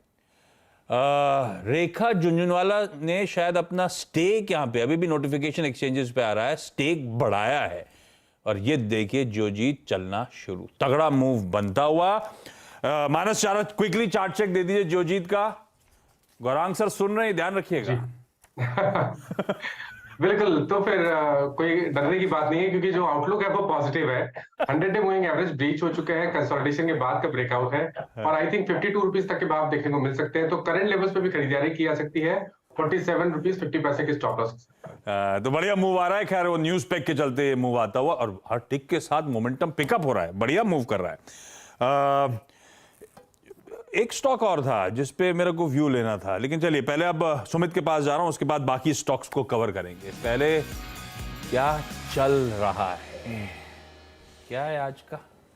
पहले वो विजुअल जो आपकी स्क्रीन पर पीछे दिख रहा है, ये ज्यादा इंटरेस्टिंग है, इससे ही शुरुआत कर लेते हैं। तो ये कुछ विजुअल आप थोड़ा बड़ा करके अगर देखेंगे तो ज्यादा क्लियर आपको फुल स्क्रीन दिखा दी डायरेक्टर साहब, जरा हटाइए। ये विजुअल में आपको बहुत सारी भीड़, बहुत सारा आउटरीच दिखाई पड़ रहा है ब्राजील के अंदर, और ये बहुत ज्यादा जो प्रेसिडेंट पैलेस वगैरह सब पे, श्रीलंका टाइप वहां पे भी तो सिचुएशन बनी है। लेकिन अभी तो ये कंट्रोल में है, लेकिन क्योंकि ये अगर आउटरीच बढ़ता है, इश्यूज बढ़ते हैं, तो बहुत कुछ बदल सकता है स्पेसिस के अंदर, अलग अलग सेक्टर्स के अंदर। ब्राजील बहुत इंपॉर्टेंट एस्पेक्ट है, मतलब बहुत सारे कमोडिटीज के लिए बहुत इंपॉर्टेंट, क्रूशियल रोल प्ले करता है। तो 2-3 सेक्टर इनको आप ध्यान रखिए। अगर इस तरह के आउटरीच और बढ़ते हैं, इस तरह के इश्यूज और बढ़ते हैं, तो उन सेक्टर्स पे आपको सबसे पहले तवज्जो देनी होगी। पहला नाम आता है कॉफ़ी के ऊपर। कॉफ़ी वैसे भी इस समय विंटर डिमांड के मद्देनज़र थोड़ा ज़्यादा फोकस में रहती है, लेकिन ब्राज़ील में अगर कुछ भी आउटरीच आता है तो ये कॉफ़ी मार्केट के लिए एक बहुत बड़ा ट्रिगर बन सकता है। अगर ये राजनीतिक हंगामा और बढ़ता है, दिक्कतें और बढ़ती हैं और ज़्यादा इश्यूज आते हैं, तो क्योंकि ब्राज़ील दुनिया भर में कॉफ़ी को लेकर एक मेजर सप्लायर के तौर पे काउंट किया जाता है। इनफैक्ट ये माना जाता है कि coffee pot of the world का टाइटल जो है वो ब्राज़ील को मिला हुआ है। वो इसलिए मिला हुआ है क्योंकि दुनिया की करीब 30% से ज़्यादा सप्लाई अकेले ब्राज़ील से आती है, यानी 35% आप मोटा मोटा मान लीजिए कॉफ़ी जो है, कहा जाता है हर 3 में से 1 कप जो आप कॉफ़ी पी रहे हैं वो ब्राज़ीलियन कॉफ़ी बोली जाती है। और अराबिका कॉफ़ी का 80% सप्लायर अकेला ब्राज़ील है ग्लोबली। तो इस तरह के बड़े सप्लाईज कॉफ़ी के वहाँ से आते हैं। यही नहीं, करीब करीब 25 से 30% हिस्सा ग्लोबल एक्सपोर्ट का कॉफ़ी मार्केट में है, और ब्राज़ील की करीब 27,000 किलोमीटर का एरिया कॉफ़ी प्लांटेशन के अंदर है। तो इस तरह के मासिव स्केल से कॉफ़ी सप्लाईज होती हैं ब्राज़ील के अंदर से कॉफ़ी सप्लाईज होती हैं। तो कोई भी इशू प्रिवेल करता है तो ये एक कमोडिटी है जिसके ऊपर आप ध्यान रखेंगे, और इससे रिलेटेड कंपनीज जैसे CCL, टाटा कॉफ़ी जैसी कंपनियां, इनके ऊपर आप नज़र रख सकते हैं।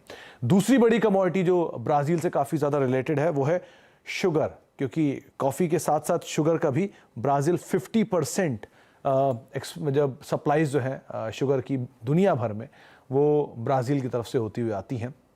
इतना ही नहीं, करीब 1/3 हिस्सा दुनिया भर के कंजम्पशन का भी यहीं से होता हुआ दिखाई पड़ रहा है, और लार्जली 21.5 मिलियन टन के आसपास की सप्लाईज जो है वो ब्राज़ील करता है। तो ये मेजर सप्लायर है शुगर का भी और कॉफ़ी का भी। और अगर शुगर की बात आएगी तो ऑब्वियसली जो इंडियन शुगर कंपनीज हैं उनके ऊपर आप नज़र रखेंगे। कॉफ़ी में एक चीज़ और नोटिसेबल है कि इंडियन मार्केट जो है कॉफ़ी के लिए वो 6th लार्जेस्ट एक्सपोर्टर है ग्लोबली।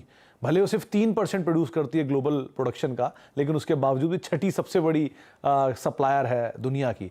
तो अगर ब्राज़ील में इशू आता है तो फिर वियतनाम एंड धीरे धीरे करते हुए इंडियन इकोनॉमीज़ के ऊपर भी इफेक्ट आएगा। तो ये 2 कमोडिटीज़ जिनसे रिलेटेड कंपनीज के ऊपर आप नज़र रखेंगे अगर ये अनरेस्ट और बढ़ता हुआ दिखाई पड़ता है। तो sugar and coffee will remain in focus. बड़ा डिस्ट्रप्शन हो सकता है अगर इस तरह की दिक्कतें ब्राज़ील में लिंगर करती हैं, कंटिन्यू करती हैं। कॉफी का 35%, चीनी का 50% मार्केट शेयर उस इकलौती इकॉनमी, इकलौती ज्योग्राफी के पास। इस तरह का दबदबा है, तो फिर अगर दिक्कतें आई तो जो डोमेस्टिक प्रोड्यूसर उन पर नजर रखनी है। टाटा कॉफी और CCL प्रोडक्ट्स इधर हो गया, उधर बलरामपुर चीनी दिखाइएगा। सुमित की बातों के बीच में शायद हरे निशान में आया है। गावा सर, बलरामपुर चीनी का चार्ट चेक करें क्या? शुगर में वही बढ़िया फंडामेंटल वाली कंपनी, उसी से समझ लेते हैं मूड मॉल है कैसा। मूड मॉल तो ठीक नहीं है, शॉर्ट टर्म में थोड़ा सपोर्ट मिल सकता है बलरामपुर चीनी में करीब 380 के आसपास। क्या वो ऊपर जाएगा? जब तक वो 390-92 पार नहीं करता तब तक ऊपर नहीं जाएगा। बेस्ट अवॉइडेड एब्सोल्युटली, क्योंकि साइडवेज जोन पे करीब 4 हफ्तों से इस रेंज से बाहर निकलना है, और जब तक वो निकलेगा नहीं हम उसको चेस नहीं करेंगे। तब तक दायरे के बाहर नहीं जा रहा, तब तक कन्विक्शन नहीं आएगा, तब तक चेज नहीं करना है स्टॉक को।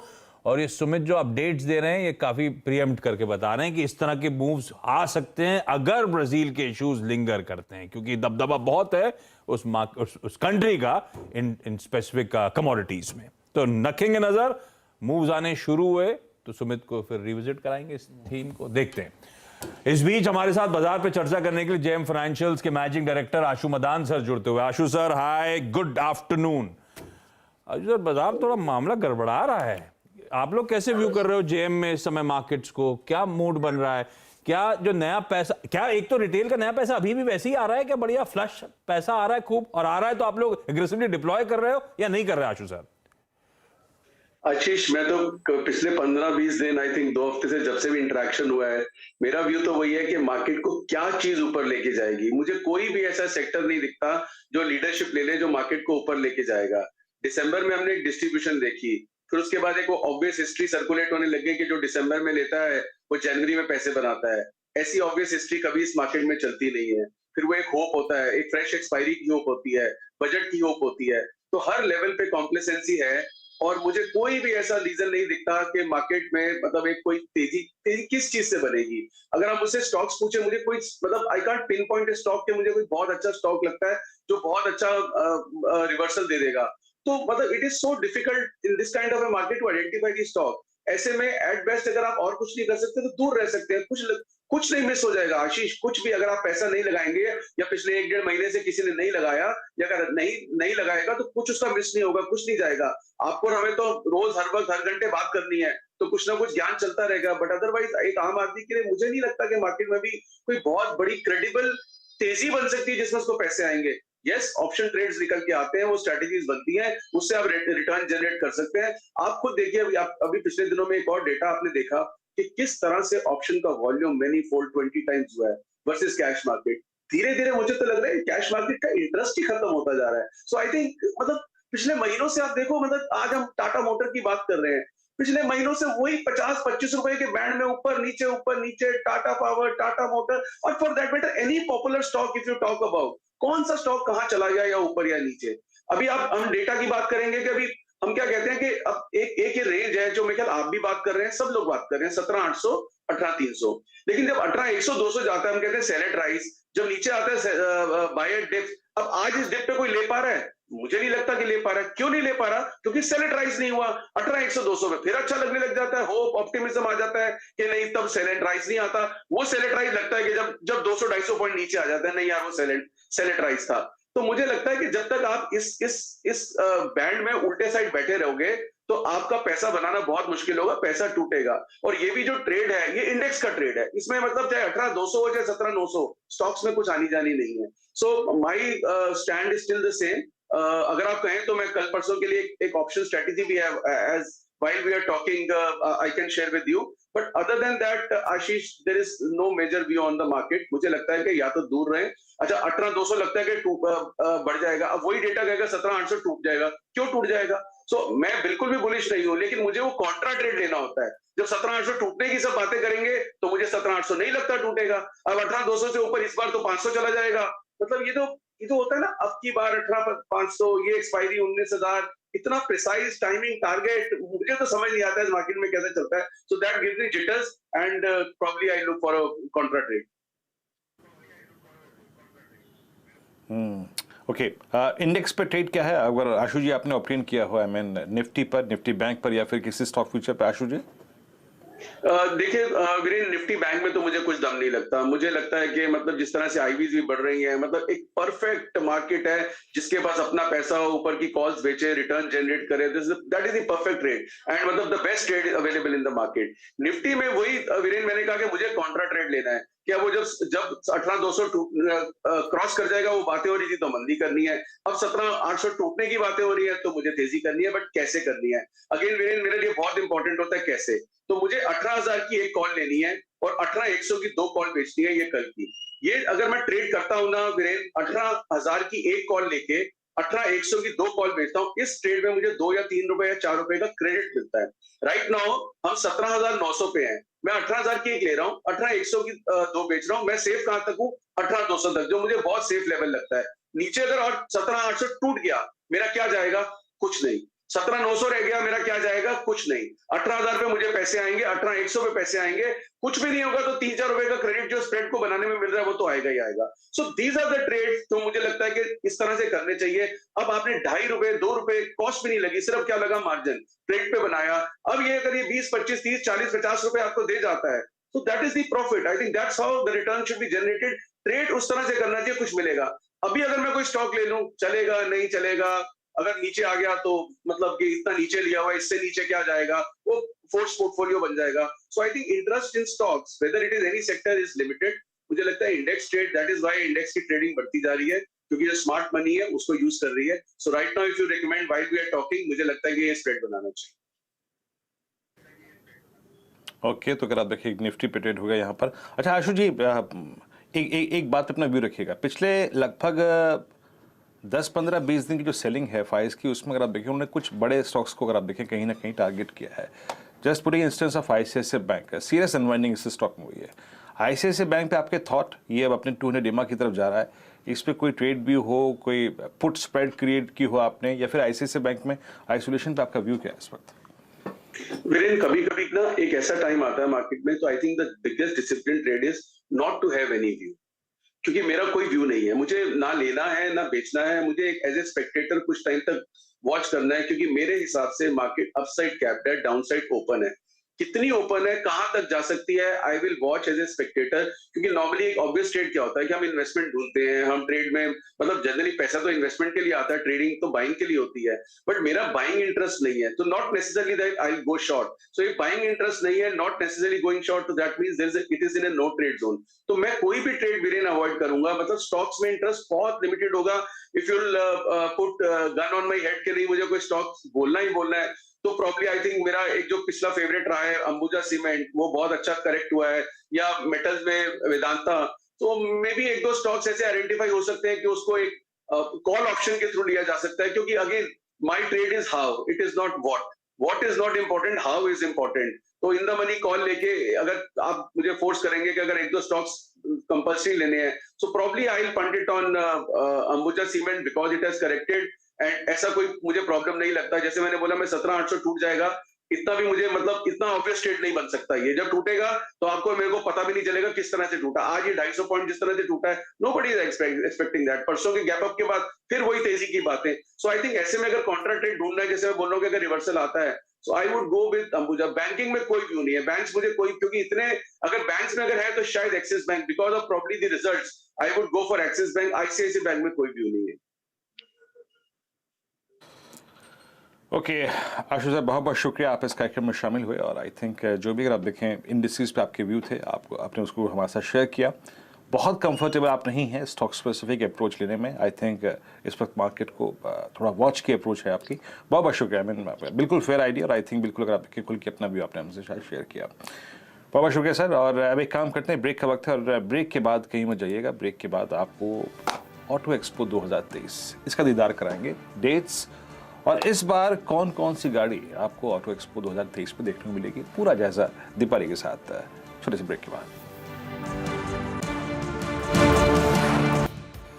चलिए ब्रेक के बाद आपका स्वागत है। 17,900 पे खड़ा हुआ है एग्जैक्टली निफ्टी, 200 पॉइंट की कमजोरी के साथ 1% से ज्यादा का दबाव आज मंगलवार के दिन झेलता। और ध्यान रखिएगा, हम ग्लोब में सबसे ज्यादा कमजोर कड़ी हैं, सबसे ज्यादा अंडर परफॉर्मिंग मार्केट हैं इस समय। ऐसा नहीं कि दुनिया की पिटाई या यूएस के फ्यूचर सिंक कर रहे हैं, जस्ट के 10 फ्लैटिश ट्रेड कर रहे हैं, लेकिन भारत के बाजारों में कुछ सीरियस प्रॉफिट टेकिंग इस समय, कल के उस उछाल के बाद।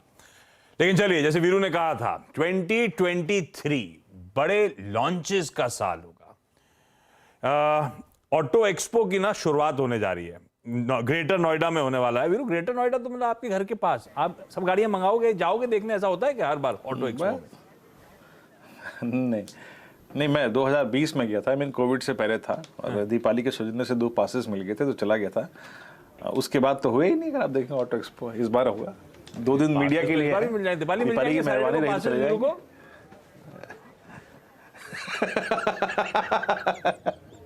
आशीष, पासेस की आप बात कर रहे हैं? हाँ, ये वीरू कह रहे हैं पासेस 2020 में दिए तो उसके बाद आप दे नहीं रहे हो।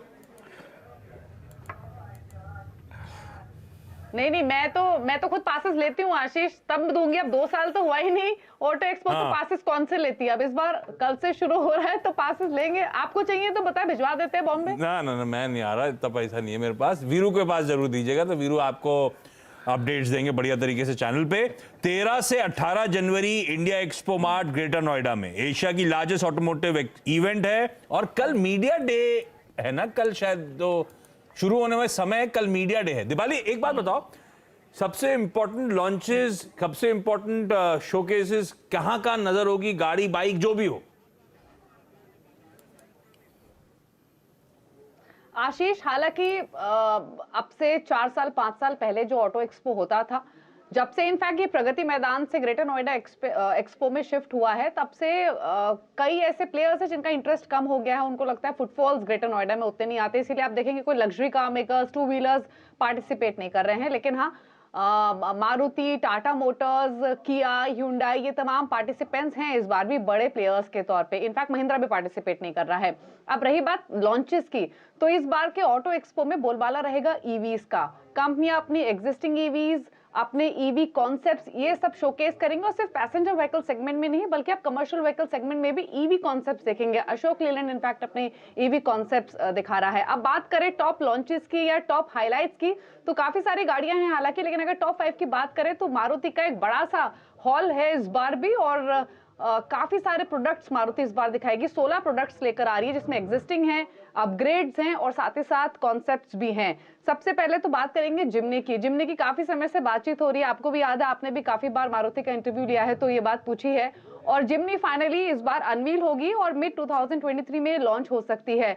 खास बात यह है कि महिंद्रा की थार, जो कि एक पॉपुलर ऑफ रोडर है, पॉपुलर गाड़ी है, उससे इसका सीधा मुकाबला होगा। और इंटरेस्टिंग ये भी है कि टोयोटा की कंपनी इसको 10 लाख के आसपास इसकी प्राइस रेंज शुरू कर सकती है। महिंद्रा की जो भी थार आती है वो 2 डोर है, लेकिन महिंद्रा भी अपनी 5 डोर थार इस साल लॉन्च कर रही है, तो उससे इसका सीधा मुकाबला होगा। तो काफी आईबॉल्स ग्रैब करेगी मारुति की जिम्नी, क्योंकि काफी समय से यूफोरिया इस गाड़ी को लेकर बना हुआ है। जिप्सी का एक अपग्रेडेड वर्जन है। इंटरनेशनल मार्केट्स में तो ऑलरेडी ये 3 डोर जिम्नी बिकती भी है, लेकिन इंडिया में ये आएगी। इसके अलावा मारुति अब तक अपना ईवी प्रोडक्ट नहीं लेकर आई है, लेकिन इस बार मारुति अपना ईवी प्रोडक्ट शोकेस कर सकती है। YY8, YT8 ऐसे बज है, रिपोर्ट्स है कि ये नाम उस गाड़ी का हो सकता है।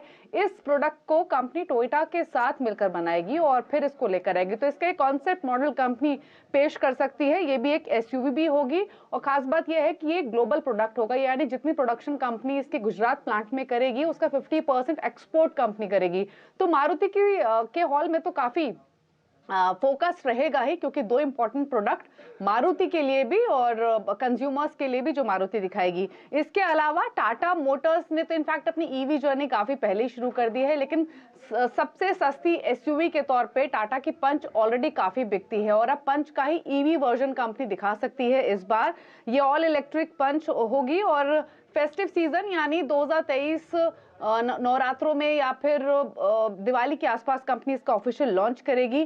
जो एग्जिस्टिंग मॉडल है, टॉप एंड मॉडल है टाटा पंच का, उससे 1 से 1.5 लाख रुपए ये महंगी हो सकती है, ये एक्सपेक्टेशंस हैं। साथ ही MG, किया, ह्यूंडई, इनके प्रोडक्ट्स भी ईवी सेगमेंट में ही रहेंगे, लेकिन MG की काफी चर्चा हो रही है। MG अपनी लेकर आ रही है एयर सिटी ईवी, और इसकी खास बात यह है, ये इनफैक्ट MG के हॉल में शो स्टॉपर रहने वाली है। दरअसल ये एक 2 डोर ईवी होगी, जिसे कंपनी व्यूलिंग एयर ईवी, जो ऑलरेडी इंडोनेशियन मार्केट्स में बिकती है, उसके बेसिस पे इसको लेकर आ रही है। उसी तरीके का ये प्रोडक्ट है। खास बात यह है कि इसकी लंबाई सिर्फ 2.9 मीटर्स होगी, यानी ये सबसे स्मॉलेस्ट कार होगी इंडिया में जो बिकेगी। तो इनफैक्ट MG एयर सिटी पर काफी नजरें बनी हुई, क्योंकि सबसे छोटी गाड़ी होगी, 2.9 मीटर काफी छोटा साइज होता है। और ह्यूंडई की आयोनिक 5, ये ग्लोबली काफी पॉपुलर प्रोडक्ट है, एक प्रीमियम कैटेगरी का प्रोडक्ट है, कंपनी इसको भी लॉन्च करेगी, और इनफैक्ट ह्यूंडई के इवेंट में एक हीरो प्रोडक्ट हो सकता है।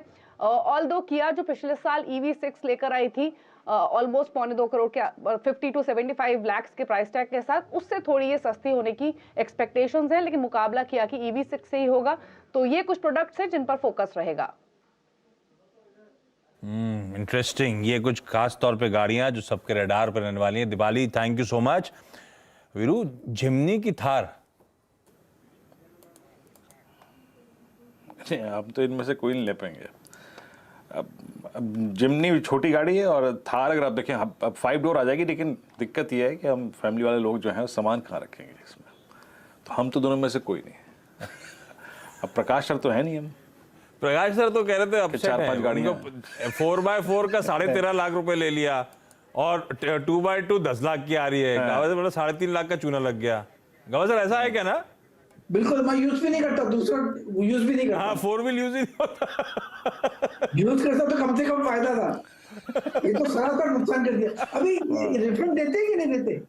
हाँ, रिफंड देते हैं कि नहीं देते? दिवाली रिफंड मिल सकता है क्या? 4 को एक्सचेंज करके 2 में ले आए तो? नहीं, यूज तो नहीं करते ना, इसलिए रिफंड नहीं ऐसा नहीं वीरू प्रकाश सर, अगर ऐसा होने लगा ना, वीरू को तो इनफैक्ट थार पसंद थी, मैडम वाले आप क्यों नहीं कंसिडर करते बस आपकी थार लेने के लिए? वैसे जिमनी देखनी है मुझे। मैं हाँ, अभी एक बात अच्छी लगी कि बहुत आपने महंगी बताया है कि वो MG की 2 डोर कोई भी गाड़ी ढंग की हाँ, बोलिए। इस वक्त गाड़ियां बहुत महंगी है आशीष, यकीन मानिए। आई मीन बहुत महंगी गाड़ियां नहीं, हैं। ठीक कोई है। भी ढंग की गाड़ी अगर आप देखें इस वक्त, और ऑटोमेटिक में चले जाओ तो कोई गाड़ी 15, 18, 20 लाख से कम नहीं है। बहुत महंगी गाड़ी है इस वक्त। तो अभी कोई प्रोग्राम नहीं। अभी मेरे पास एक योजना है जिसके अंतर्गत आप 2100 रुपए में अपनी पुरानी गाड़ी को वॉश करवाइए, पॉलिश करवाइए और उसे नया जैसा बनवाइए और मस्त रहिए। हम लोग इसी से खुश हैं भाई। चलिए, अब आगे बढ़ रहा हूं। समय अब, क्योंकि अब ट्रेडिंग सेशन वाइंड अप करने का समय आ रहा है। क्विकली मैंने एक स्टॉक छेड़ा था TCS, जिसको दिखाया था इंट्राडे बढ़िया रिकवरी आ रही थी। डायरेक्टर साहब ने दिखाया भी था दिन के लोज से क्या बढ़िया मूव दिखाता हुआ। श्रीकांत, क्विकली चार्ट चेक दीजिएगा TCS का। बहुत वोलेटाइल नंबर्स से पहले और आज भी वोलेटाइल, वैसे लोज से अब बढ़िया रिकवरी की तरफ बढ़ रहा है TCS। क्या करना चाहिए स्टॉक में? आशीष जी, मुझे लग रहा है कि ये स्टॉक एक रेंज के अंदर ही ट्रेड कर रहा है और आज के इतने बड़े पैनिक के बावजूद ही स्टॉक ने कल के लो को मेंटेन किया है और ऑलमोस्ट कल के वापस हाई के करीब ही आ चुका है और 2% का डिविडेंड भी इसके अंदर है। तो मुझे लगता है कि शायद ये स्टॉक इसी रेंज में रहेगा, लेकिन ये यहाँ से और थोड़ी इंप्रूवमेंट नजर आती है।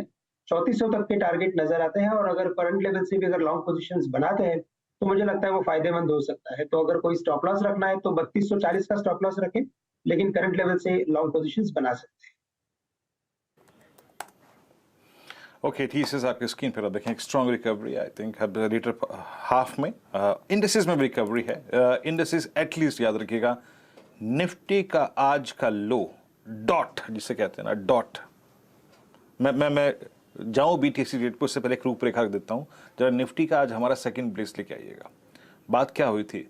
The moment you will breach first base 966 wallet हुआ तो मिलेगा आपको 858। क्या था सेकंड बेस? 858। और निफ्टी का इंट्राडे लो की देख लीजिए आप, वो एग्जैक्टली अगर आप देखें 856 है। 856 इंट्राडे लो है, मतलब पॉइंट 2 पॉइंट। वो क्या था? Exactly 100 day exponential moving average. 1, 2, 3, 4 चौथी बार यहां पे आज लो लगा है। खैर, अभी काम करते हैं, जरा डाउ जोन्स फ्यूचर्स को देखते हैं एग्जैक्टली अगर आप देखें किस ट्रैजेक्टरी में है, उसके बाद ट्रेड्स को लेना शुरू करेंगे। डाउ जोन्स फ्यूचर्स आप देखिए, लास्ट टाइम जब मैं देख रहा था तो करीब 88 पॉइंट नीचे थे, इस वक्त करीब 88 पॉइंट नीचे हैं। और हमारा ये क्लोज आ रहा है अबव 100 डेमा, बिलो अगर आप देखें 50 डेमा। मानस, आप क्या कैरी करेंगे कल के लिए? देखिए, कल के लिए वही ट्रेड रहेगा जो मैंने अभी थोड़ी देर पहले मेंशन किया था। MFSL को लेके जाएंगे। मैक्स फाइनेंशियल की मैं बात कर रहा हूँ, जहां पर 200 डे मूविंग एवरेज बीच हुए हैं, तो इसी पे ज्यादा कॉन्फिडेंस है, तो यहाँ पर खरीदारी करेंगे। अगर हम केवल एक BTST की तरह देखें तो 759 के स्टॉप लॉस से आप MFSL में खरीदारी कर सकते हैं 795 795 के टारगेट के लिए। आप मैक्स फाइनेंशियल्स को बाय कर रहे हैं, स्ट्रेंथ बाय करके ले जा रहे हैं आप 771 के प्राइस पे। प्रकाश सर, आप क्या कैरी करेंगे? मुझे 1 मिनट दीजिए क्योंकि मेरा कंप्यूटर थोड़ा दिक्कत दे रहा है, तो I think I give me 1 second और 10 second. Please go to someone else, please go to someone else. Okay sir, कोई बात नहीं, आप अपना टेक योर टाइम और अभी आप वक्त दीजिए। सुदीप, आपका ट्रेड क्या रहेगा कल के लिए? मेरा ट्रेड रहेगा विनाती ऑर्गेनिक्स। मुझे लग रहा है ये पिछले 3-4 दिन से कंसोलिडेशन ये स्टॉक दिखा रहा था और आज वॉल्यूम के साथ ब्रेकआउट हो रहा है और अपने 50 और 100 डेमा के ऊपर आज सस्टेन भी कर रहा है। तो मुझे लग रहा है यहाँ पे इसमें बाई करके जा सकते हैं 2025 के स्टॉप लॉस के साथ 2100 के टारगेट के लिए BTST के लिए। MFSL, Vinati organics, buy calls आते हुए मार्केट्स में कई सारे स्टॉक्स अब लोअर लेवल से कुछ रिकवरी दिखाने की कोशिश कर रहे हैं। वो तीनों हैवीवेट जो फाइनेंशियल्स के लिए मैं मेंशन कर रहा था, एक एक करके दिखाइए स्क्रीन पे। आईसीआईसीआई बैंक लॉस से अब रिकवरी दिखाने की कोशिश करता हुआ, एचडीएफसी ट्विंस, खासतौर पे एचडीएफसी लिमिटेड कुछ हद तक रिकवर करने की कोशिश करता हुआ। तो आप देखते हैं ये शायद कुछ हद तक एक्सपायरी रिलेटेड मूव आने की कोशिश हो रही है, लेकिन प्रेशर जस का तस लार्जली बना हुआ है। श्रीकांत, आपका मोमेंटम बीटीएसटी एसटीबीटी आइडिया क्या है आज के लिए?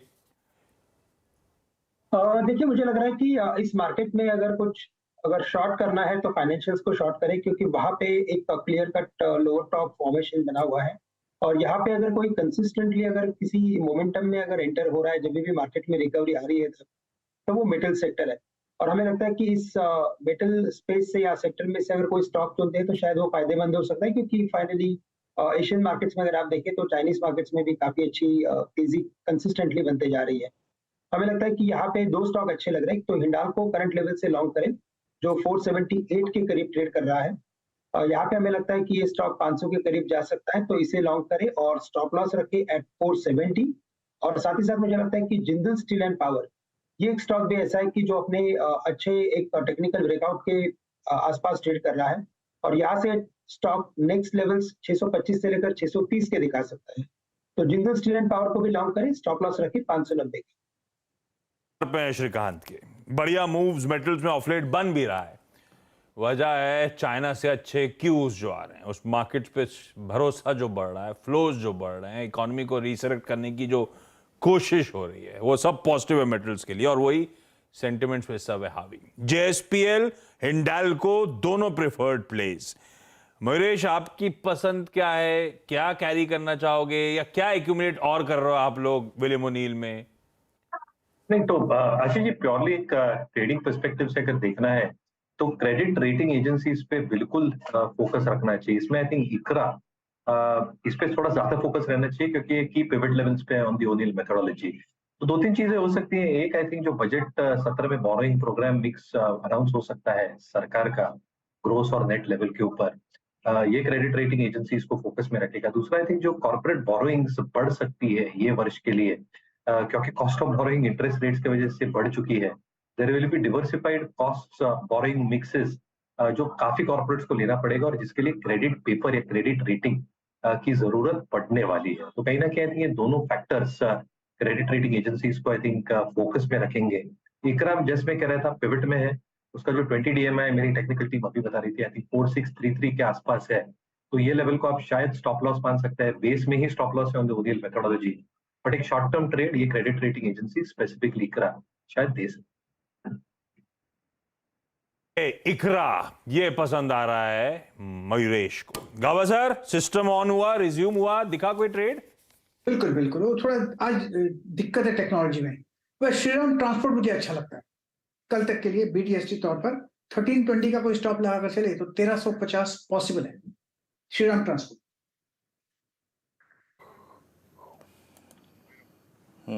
श्याम फाइनेंस आपकी स्क्रीन पे आप देखें 1334 पे ट्रेड करता हुआ डे हाई की ट्रैजेक्टरी में। प्रकाश से स्ट्रेंथ को बाय करके ले जा रहे हैं। अच्छा, एक बार एक दो स्टॉक्स पे और व्यू ले लेता हूँ, फिर आगे जाएंगे। जायडस लाइव जो कि स्काईक्रिम के अगर आप देखें जो शुरुआती कॉस्ट में शामिल था, डे हाई पर 458.70 पे। एक दो स्टॉक्स और जो कि थोड़ा इंप्रेस कर रहे हैं क्लोजिंग के वक्त, जैसे कि आशीष मेंशन कर रहे थे कि थोड़ा सा लोअर लेवल से पुल बैक आ रहा है। Let's check IndusInd bank. जनाब, इस स्टॉक की अगर आप देखें आपको मानना पड़ेगा, मतलब जिस दिन उन्होंने अपना Q3 जो अपडेट शेयर किया था उस दिन बाजार में काफ़ी गिरावट आई, तो ये भी अनवाइंडिंग में फंस गया। 2 दिन सिंक हुआ, 3 दिन सिंक हुआ, 50 DMA से पुल बैक लिया, और आज अपने पुल बैक्स के जरिए ये कम से कम ये रिफ्लेक्ट करता हुआ, प्लीज़ इसका कैंडलस्टिक चार्ट रखिएगा 3 महीने का, कि मैं इस एक बहुत ही बुलिश आई थिंक फॉर्मेशन जिसे कहते हैं टिपिकल फ्लैग, उसमें अभी भी परसिस्ट कर रहा हूँ, और अभी भी अगर आप देखें उसके सक्सीड होने की चांसेस काफ़ी ज़्यादा हैं। आपकी राय क्या होगी मानस? मेरी बात सही है क्या कि इंडसइंड बैंक अभी भी अपने फ्लैग के सारे पोटेंशियल्स को होल्ड करता है? बिल्कुल, देखिए यहाँ पर उस तरह की वीकनेस नहीं देखने को मिल रही है जिस तरह हमें दूसरे प्राइवेट बैंकिंग नेम्स में देखने को मिल रही है। और अगर आप देखिए तो 3 दिन पहले स्टॉक ने अपने 50 डे मूविंग एवरेज पे सपोर्ट लिया। एक्चुअली आज अगर आप देखिए तो पिछले करीब 5-6 मिनट में हमें एक फ्रेश ब्रेकआउट देखने को मिला है 1225 के ऊपर, और उसके टारगेट करीब 1260-1265 के आसपास आते हैं। तो 30-35 रुपए का अप आपको देखने को मिल सकता है, तो खरीदारी करने की राय रहेगी इंडसइंड बैंक में। स्टॉप लॉसेस आपके 1215 के आसपास के रहेंगे।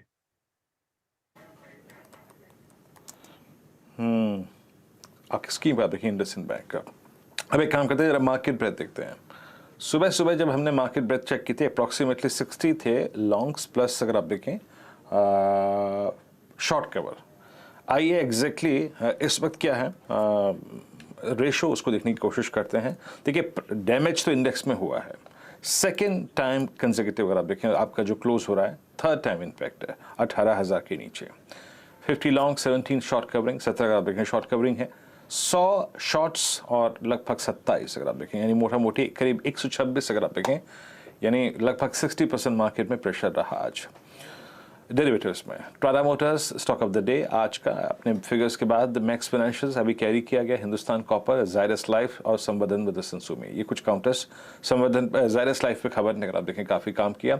संजय ने क्लियर चार्ट बनता हुआ फार्मा में, India Mart, Divi's lab, Hindalco, Alkem. तो आज बहुत सारे फार्मा स्टॉक्स चलन में रहे और ये अपने आप में अगर आप देखें एक संकेत होता है, एक सूचक होता है कि बाजार थोड़ा सा अगर आप देखें जैसे एचयूएल चल रहा था, फार्मा चल रहे थे, खिसकने का बाजार का मूड जो है वो थोड़ा सा डिफेंसिव की तरफ है। बाकी शॉर्ट बिल्डअप कहाँ पे हुआ, अदानी एग्रेसिव अगर आप देखें शॉर्टिंग हुई, PNB, City Union Bank, Intellect Design, Concor, mid cap IT में। टीसीएस तो देखिए जनाब रिकवर हो गया लेकिन अपने साथ ये लपेट के बहुत कुछ ले गया, मिड कैप आईटी। बाकी Indiabulls housing finance, RBL, PFC, Aditya Birla capital और बीएचएल, इनमें आज लॉन्ग अनवाइंडिंग देखने को मिली। और जरा आज का अगर आप देखें एक एक्सीडेंट जिसे कह सकते हैं, आई मीन आपको शायद बहुत खल नहीं रहा होगा अभी यहाँ पर, लेकिन शायद बाजार को आगे खले, एंड दैट्स एचडीएफसी बैंक। आपकी स्क्रीन पर डे लो की ट्रेजेक्ट्री में जाता हुआ, अभी भी अगर आप देखें डे लो की ट्रेजेक्ट्री है और आप यकीन मानिए सेटअप इसका काफ़ी खराब हो रहा है। श्रीकांत आपकी राय क्या है? मुझे याद है वो 11 नवंबर की वाइल्ड कैंडल, अब ये फाइनली उसमें एंटर कर चुका है क्योंकि इसने post I think 14th of November और येस्टरडे सारे बेस वॉलेट कर दिए हैं। आपका टेक अब एचडीएफसी बैंक पर?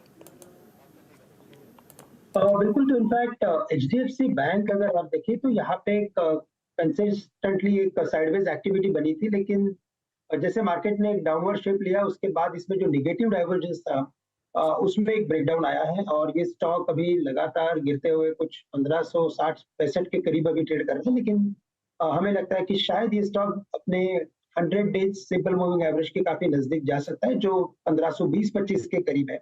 और ओवरऑल भी अगर आप देखें तो फाइनेंशियल्स में अच्छी खासी एक बिकवाली बनी है, या तो शायद प्रॉफिट टेकिंग का एक मोमेंटम आया हुआ है। तो करंट लेवल से मुझे लगता है कि अभी भी इस लेवल से भी एचडीएफसी बैंक में अगर कोई ट्रेडिंग अगर पोजीशन बनानी है तो मुझे लगता है थोड़ा रुकना जरूरी है। Let the stock fall to 1530, 1535, वहां पे कुछ लॉन्ग पोजीशन। अगला एक बजाज फिनसर्व दिखाइए, बहुत बढ़िया मूव्स बनते हुए 1390 थे आज मेरे ख्याल से लोज, और पिछले 40-45 मिनट में वो 1415 के आसपास के जोन्स पर आके खड़ा होता हुआ। ये एक महीने का क्यों दिखा रहे हैं? इंटरडे चार्ट दिखाइए राइट साहब, वही मैंने भी कंफ्यूज हो गया था, आपने चार्ट दिखाई थी उसके बाद। ये Gaba sir purely expiry related moves मानू ना? कौन सा किस पे? बजाज फिनसर्व। बजाज फिनसर्व में यस कह सकते हैं कि ये एक्सपायरी रिलेटेड ही है। हाँ। लेकिन 1400 के आसपास सपोर्ट मिल सकता है, बस और कुछ नहीं है। वीक बजाज फिनसर्व अगर देखें फिर वीक पड़ता हुआ। बजाज फाइनेंस को भी एक बार देखते हैं आपकी स्क्रीन पे। बजाज फाइनेंस जनाब एक सेकेंड, बजाज फाइनेंस इस वक्त आपकी स्क्रीन पे 5898 यस वीक पड़ता हुआ और एक्सट्रीम वीक पड़ता हुआ। और बजाज फिनसर्व अगर आप देखें 1414 पे, ये दोनों स्टॉक्स अगर आप देखें इसमें कोई राय नहीं है, नीचे की तरफ हवा में लग गए हैं। और मैं आपको बताऊं आज 1414 पे जो बजाज फाइनेंस फिनसर्व का लेवल है, एक बात याद रखिएगा, ये हिस्टोरिकली मतलब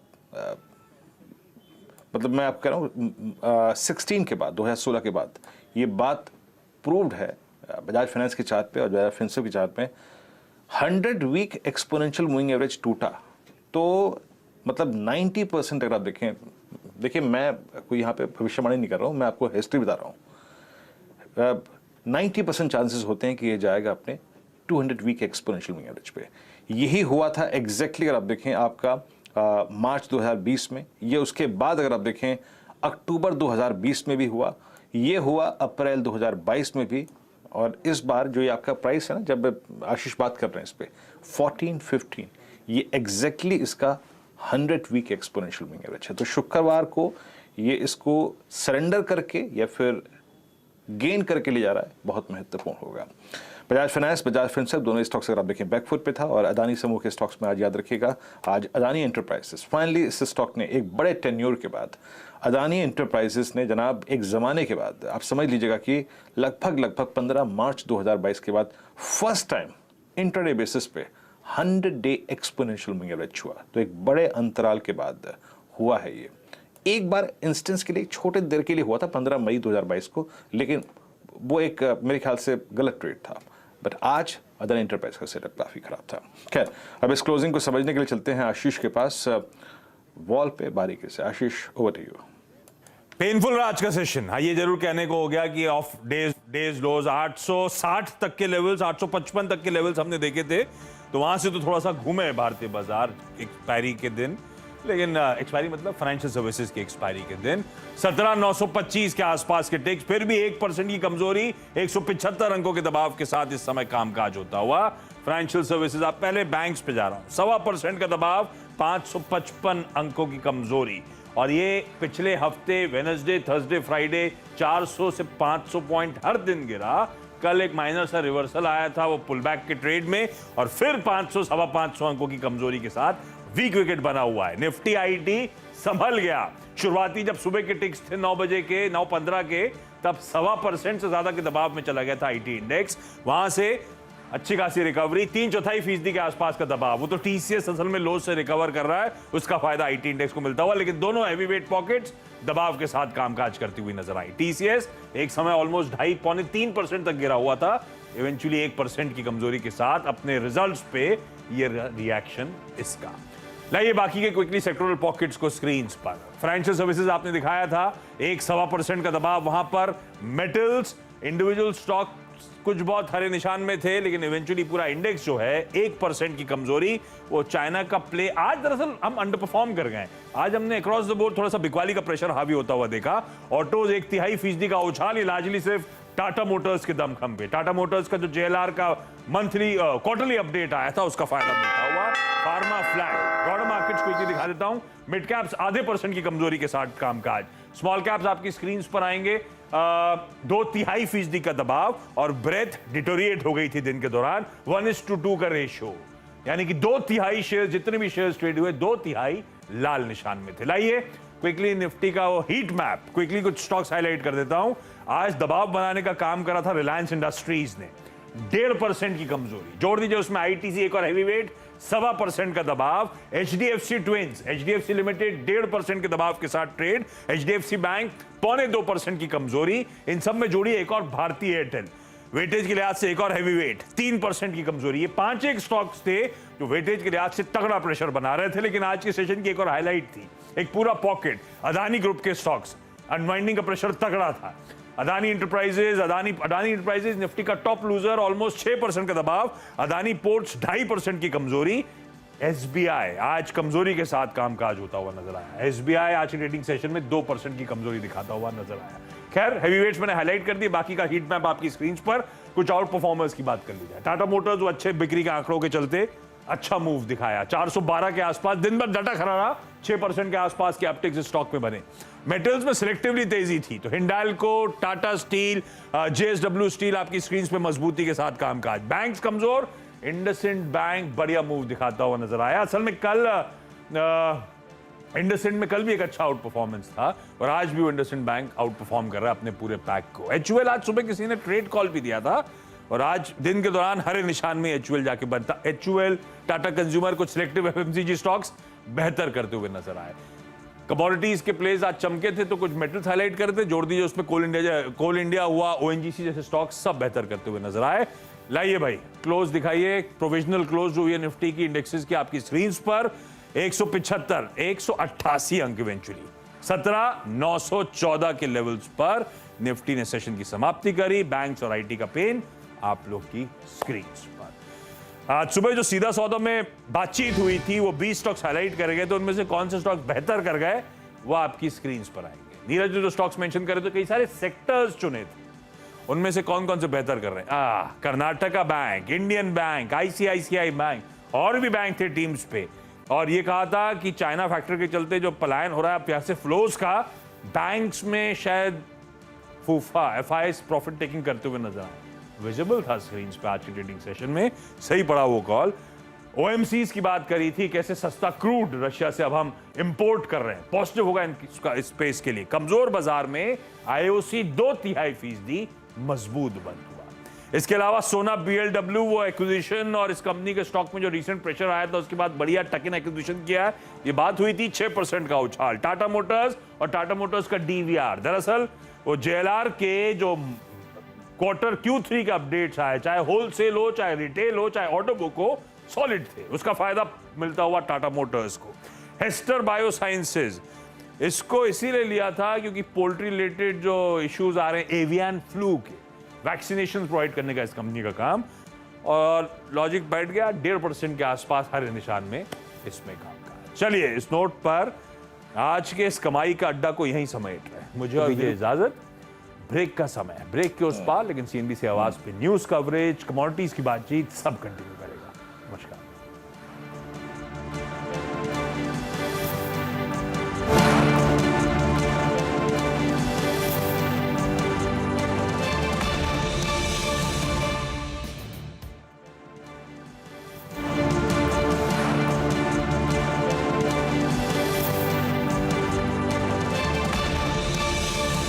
हो गया स्टील